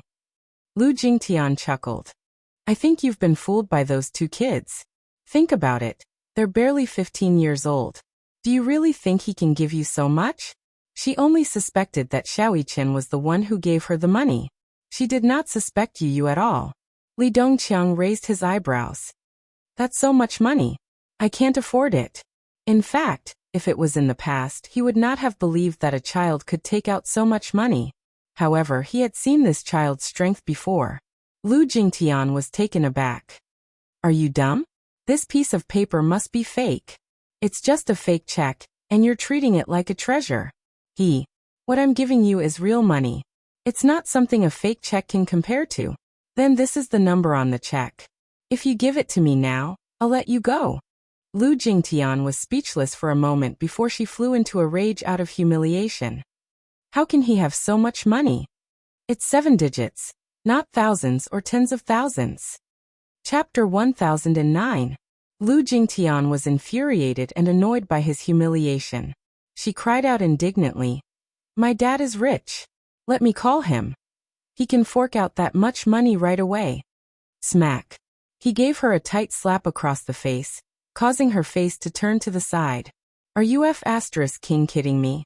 Call your dad?" Then call the police to arrest me? Woman, you have some tricks up your sleeve. He did not want to waste any more words with her. With a look, two of his men immediately stepped forward. One of them grabbed her chin tightly, while the other unscrewed the bottle in his hand and poured the drugged drink into her mouth. She struggled, but she did not have the chance to resist at all. Gulp, gulp, gulp, gulp, gulp, cough, cough, cough, cough, blurg. She choked badly, and the sweet drink overflowed from her mouth and nose. She raised her head with reddened eyes and glared at him. What did you make me drink? Don't worry. You'll find out soon enough.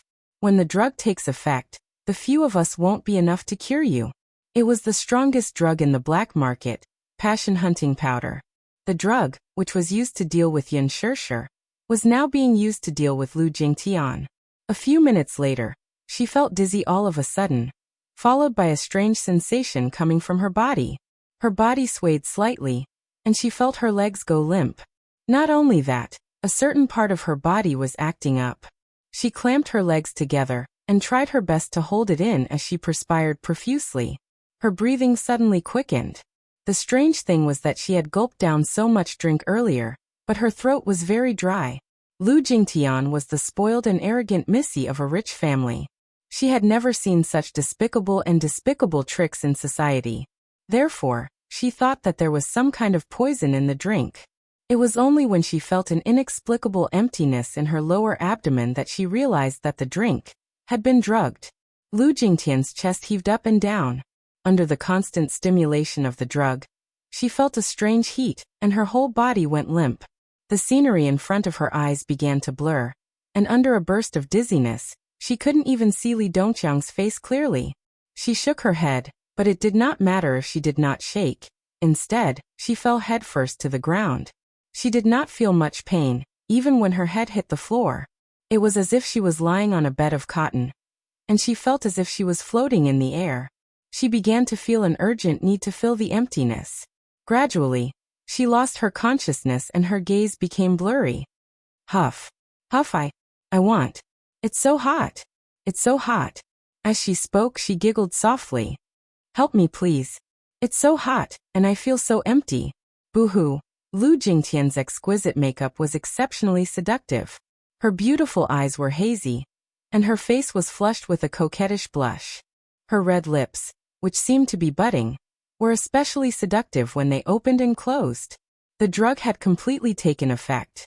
It made her look like a delicate poppy flower that bloomed unscrupulously, almost mesmerizing his eyes. When the drug kicked in, he untied the ropes binding her limbs. Lu Jingtian looked at him in a daze as fine beads of sweat appeared on her forehead. Chapter 10:10. She lazily leaned against the bedside. Her coquettish look made Li Dongqiang's heart beat wildly. Gulp. He swallowed hard and was stunned for a moment before he suddenly remembered what Yun Tianyu had instructed him to do. He quickly turned on the camcorder and aimed it at the woman, who was trying her best to seduce him. The men beside him also stared unblinkingly at the coquettish woman in front of them. Their eyes narrowed with lust. Oh God. It turned out that their boss had called them over for such a good thing. This was a lucrative job. At first, they thought that it was going to be a fling.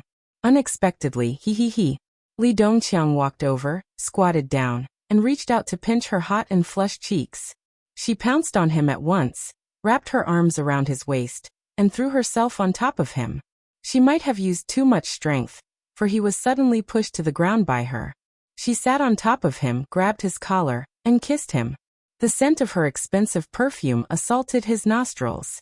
She kissed his cheeks, nose, and chin as her hands impatiently tickled his body. Li Dongqiang felt his whole body heating up. This was a blessing in disguise. It was not that he had never played with women before, but compared to this woman, it was unbearably vulgar. Lu Jingtian was not as pretty as Yun Shirshir, but to Li Dongqiang, she was still a first-class stunner. The young man holding the camcorder could not help but feel his hands tremble as he looked at the hot scene before him. He was inevitably distracted and did not aim the camera properly several times. A few of them even took out their phones to take pictures. Lu Jingtian had no idea what she was doing. She only felt that hugging him was not enough to relieve the raging waves in her body. She followed her primitive instincts and moved step by step. Alas, she was still young and inexperienced, so how would she know what to do? Li Dongqiang, on the other hand, was so aroused that he could not bear it. His body was burning with fire, and he completely lost his patience.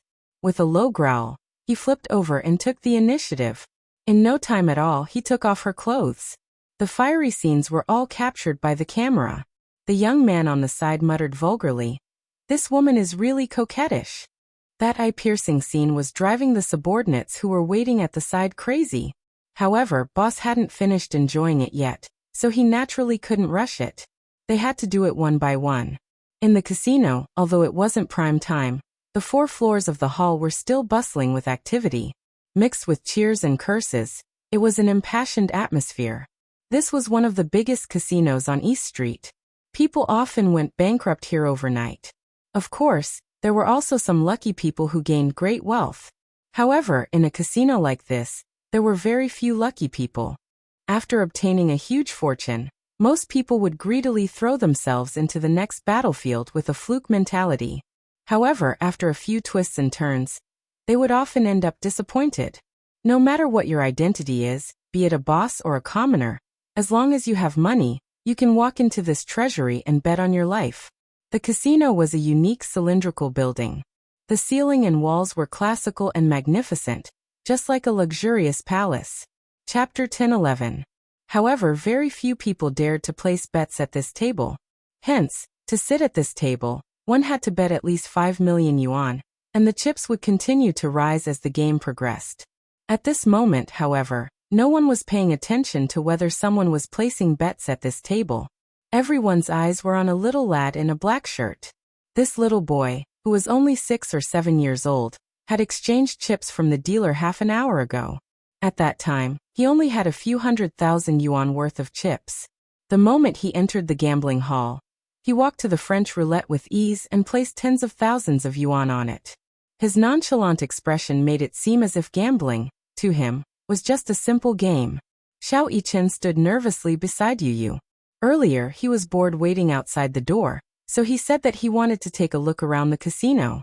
Seeing that it was interesting, he exchanged chips to relieve his boredom. At that time, no one paid much attention to him.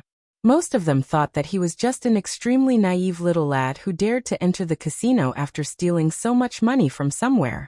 Gambling at such a young age, he was truly a wastrel. A kind-hearted person stepped forward to persuade him, but Yu merely replied unhurriedly, "Hee. I'm just casually playing." Casually playing. This was a slang in the casino. Usually, those who said this were here to challenge the place. Which one of the people standing here hadn't gambled for more than 10 years? Without so many years of experience, who would dare to roll up their sleeves and roll the dice here?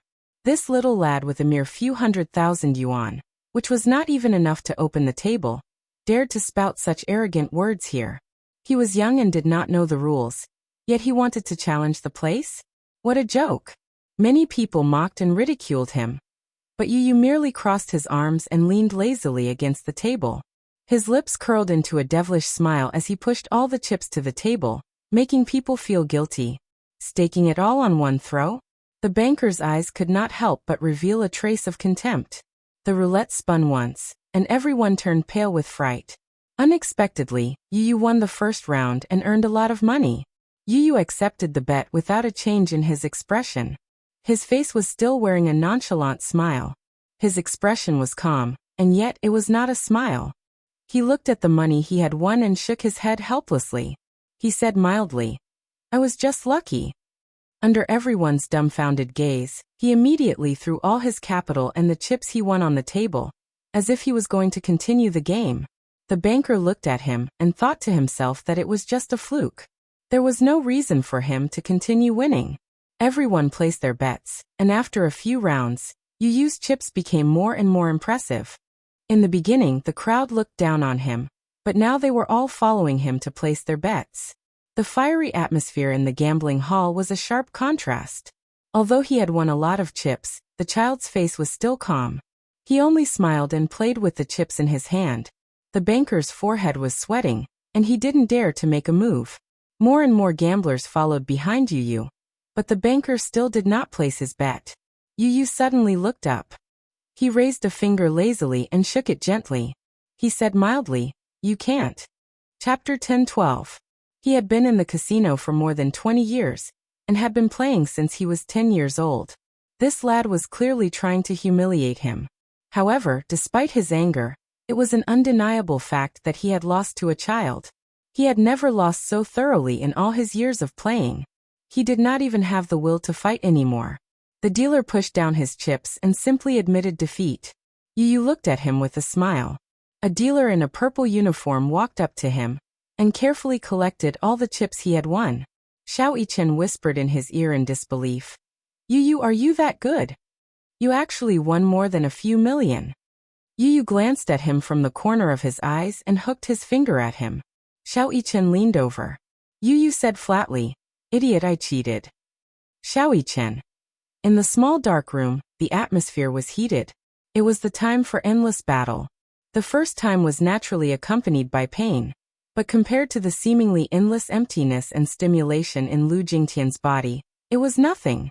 With the guidance of the drug, she seemed to have turned into a flirtatious vixen.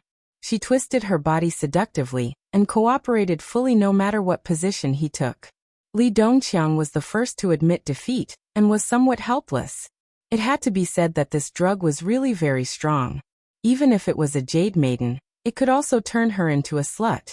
While he was panting, Lu Jingtian came up to him again, panting heavily.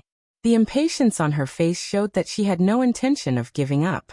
Li Dongqiang did not want to do it at first, but the drug had yet to wear off, so he could not push her away no matter how hard he tried. Moreover, he had to take into account his male dignity in front of his underlings. Thus he secretly took a pill, regained his manhood, and pounced on her anxiously. His breathing was chaotic. His breathing was disorderly. The scene was especially unbearable for a moment. The small iron bed kept shaking and creaking.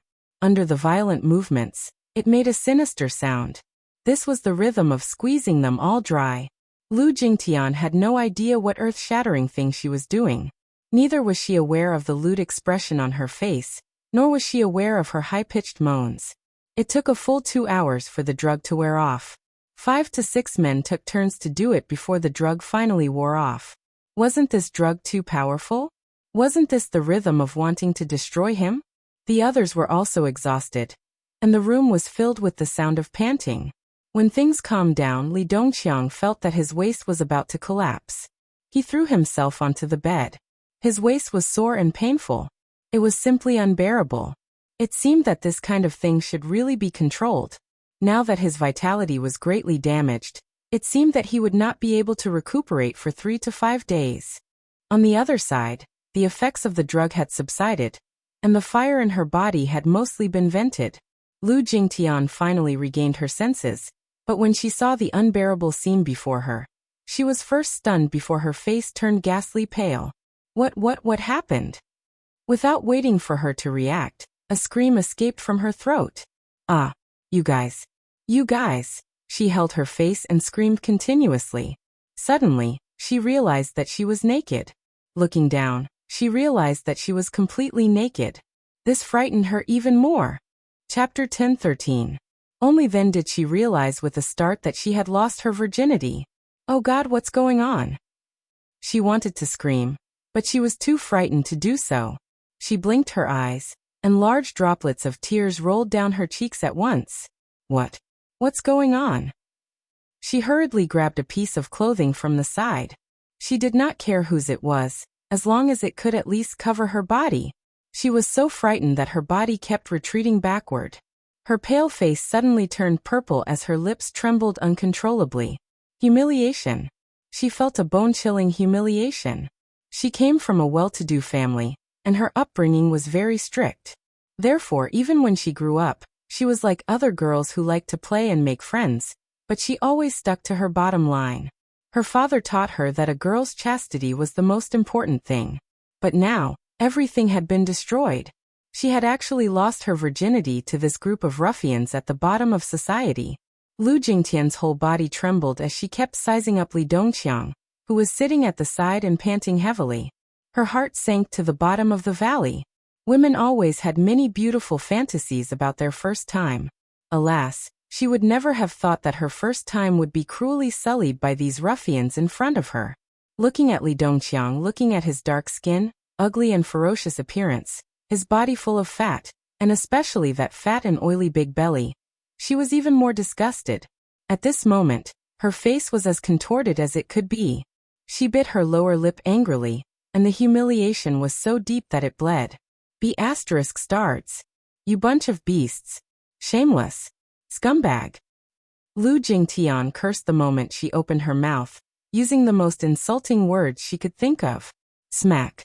Li Dongqiang gave her a slap. Slut. Who was the one who stuck to me just now? What's the point of being a B***tch? D***mn. Shameless. He scolded. She held her burning cheek aggrievedly. Her eyes were red and swollen, and they were bloodshot as she glared at them hatefully. If you didn't use any underhanded means, do you think I'd be interested in you? All of you look like pigs. Shameless. B***tch. Lu Jingtian seemed to have lost her rationality as she let loose a torrent of abuse. Lu Jingtian scrambled to put on her clothes. Looking at the bruises all over her body, she was in a sorry state. She suddenly couldn't hold it in any longer and broke down in tears. She covered her face and deeply felt that she had no face to see anyone. Ooh, you bunch of beast scum. I hate you. I hate you to death. The door suddenly opened. Yin Tianyu and Xiao Yichen walked in. Everyone in the room had put on their clothes, and the scene seemed calm. However, from the redness on their faces and the lingering charm in the air, Yin Tianyu knew that they had just experienced an intense battle. He laughed, but his expression was cold. Have you enjoyed yourself to your heart's content? Asked the boy in a calm and unhurried tone. Have you had enough fun? This brat. Chapter 10:14. It has nothing to do with my mommy. Xiao Yichen coldly snorted. Bad woman. You're the one who bullied my mommy first. We're just returning the favor. Lu Jingtian only felt embarrassed and ashamed, but more than that, she flew into a rage out of humiliation. Yu Yu's cold and mocking gaze almost drove her crazy. She completely lost her rationality. If she could, she really wanted to strangle him and tear his hateful face apart. She really couldn't wait to make these two brats disappear from her sight. B***SD**RD. She rolled off the bed and pounced on Yin Tianyu. Yin Tianyu, however, did not move. He was not afraid of this crazy woman at all. Alas, she had forgotten about the chaotic battle she had just gone through. Just as her toes touched the ground, she felt her legs give way and fell to the ground with a plop. Her limbs were as heavy as lead, and she could not even lift her wrists. She was filled with resentment. Yin Tianyu smiled coldly and took a few steps toward her until he was right in front of her. He lowered his head and looked at her from above, admiring the changing expressions on her face.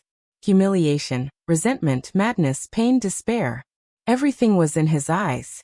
He admitted that his method was indeed cruel. However, this was the only way to appease the hatred in his heart. He would never forgive anyone who touched his reverse scale. A pitiful person must have something to hate. Yin Tianyu told Li Dongqiang, "Send her back." Li Dongqiang nodded, but he was still panting heavily. He had yet to calm down, and was on the brink of exhaustion. Yin Tianyu turned to leave, but he suddenly thought of something. He turned back and bent slightly. His cold and unfathomable eyes met with Lu Jingtian's dazed ones.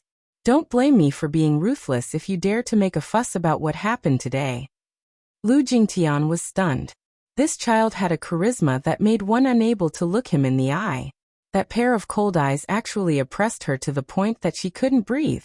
I'll let you off today, but if you dare to bully my mommy again. Yin Tianyu paused and narrowed his eyes. Do you believe me? With just a word from me, the entire Lu clan will die without a burial ground overnight. Do you believe it? With just a word from me, the entire Lu clan will die without a burial ground overnight. These extremely bold words seemed to come from the mouth of an emperor, who could summon the wind and summon the rain. Lu Jingtian's mouth was agape, but even after the two left, she still could not regain her senses. The fear in his heart was suddenly magnified. Lu residence. By the time she hailed a cab back to the Lu residence, it was almost dawn. She held back her tears and tightly clenched her fists. No matter how hard she tried to suppress herself, her shoulders couldn't stop trembling. She felt like a mermaid. Every step she took felt like she was walking on the edge of a sword. It was unbearably painful. She walked to the door and slowly pushed it open, only to be greeted by a brightly lit room. She was stunned and stood rooted to the ground.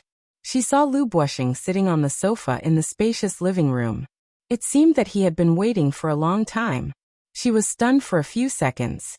When she came to her senses, she quickly lowered her head and hurried upstairs. "Stop right there!" Lu Buoxing bellowed majestically. Chapter 10:15. She shuddered and turned around with trembling lips. Pursing her lips, she did not bother to raise her head and only called out, "Dad!" Usually, when she returned home late, her father would be long asleep. Why did she have to bump into him tonight? He asked coldly. "It's so late. Where did you go? Why are you only back now? Do you still know that this house exists?" She felt countless grievances and despair choking her throat, making it difficult for her to speak. She once again recalled what had happened tonight, which made her feel extremely humiliated.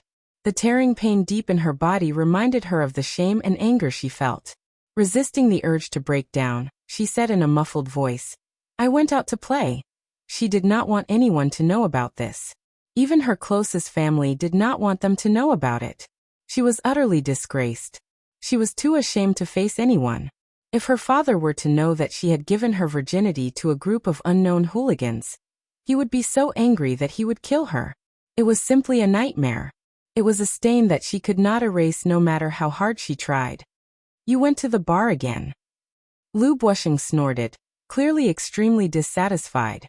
He was about to lecture her when she hurriedly said, "Dad, I'm tired. I'm tired. I'll go back to my room to sleep first." She tried to avoid him, but her father angrily said, "Stop right there. Did I allow you to leave?"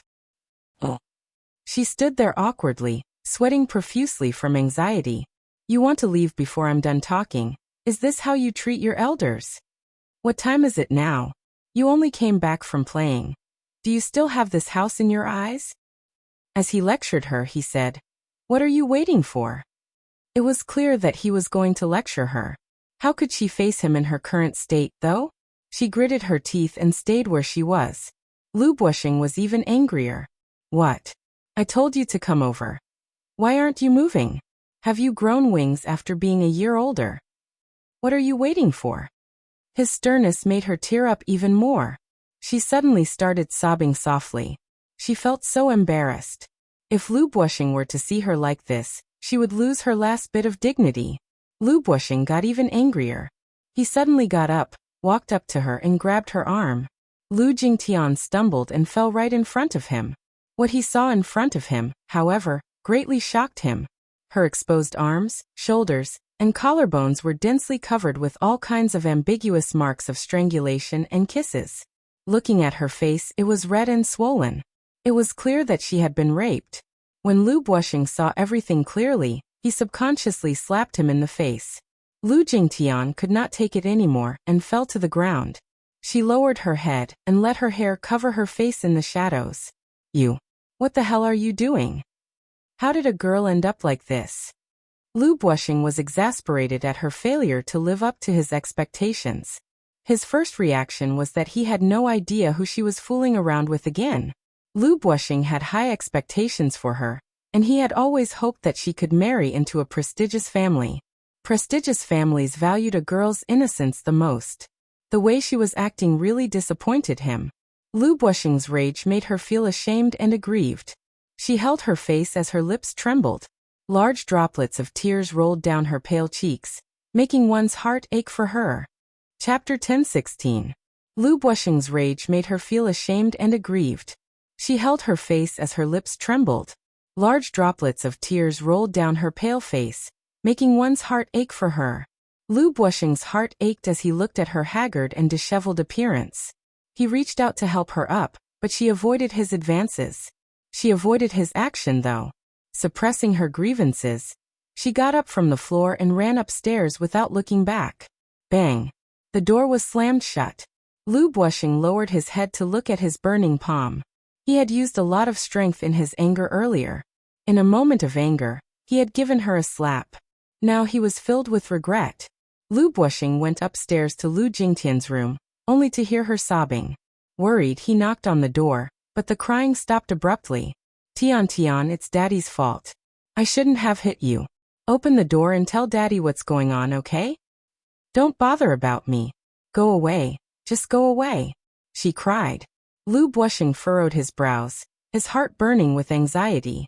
Alas, she did not mention it to him at all. He sighed. Since it had already happened, there was no point in pursuing how it happened. He would properly interrogate her about this matter after she calmed down a little. Lu Buoxing's footsteps gradually faded away. Only then did Lu Jingtian burst into tears. She walked into the bathroom and scrubbed her body over and over again. However, no matter how many times she used the shower gel and scrubbed her body vigorously, as if trying to scrape off a layer of skin, she still felt that her body was so dirty that it could not be washed clean. Thus, she hugged her body and squatted in the bathtub, crying helplessly. She thought that this matter would be over just like that. However, the next day, something unexpected happened. Lu Jingtian was still asleep in the morning. She came home late, took a shower, and cried under the blanket for a long time before she finally fell asleep. It was a call from Song Inya that woke her up. Where's Jingtian? Where are you now? Lu Jingtian was baffled by his question.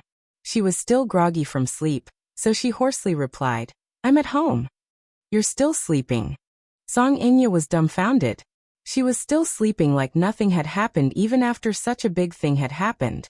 Lu Jingtian was even more confused now. I slept very late last night. Inya, what's wrong? From your tone, it sounds like something bad has happened.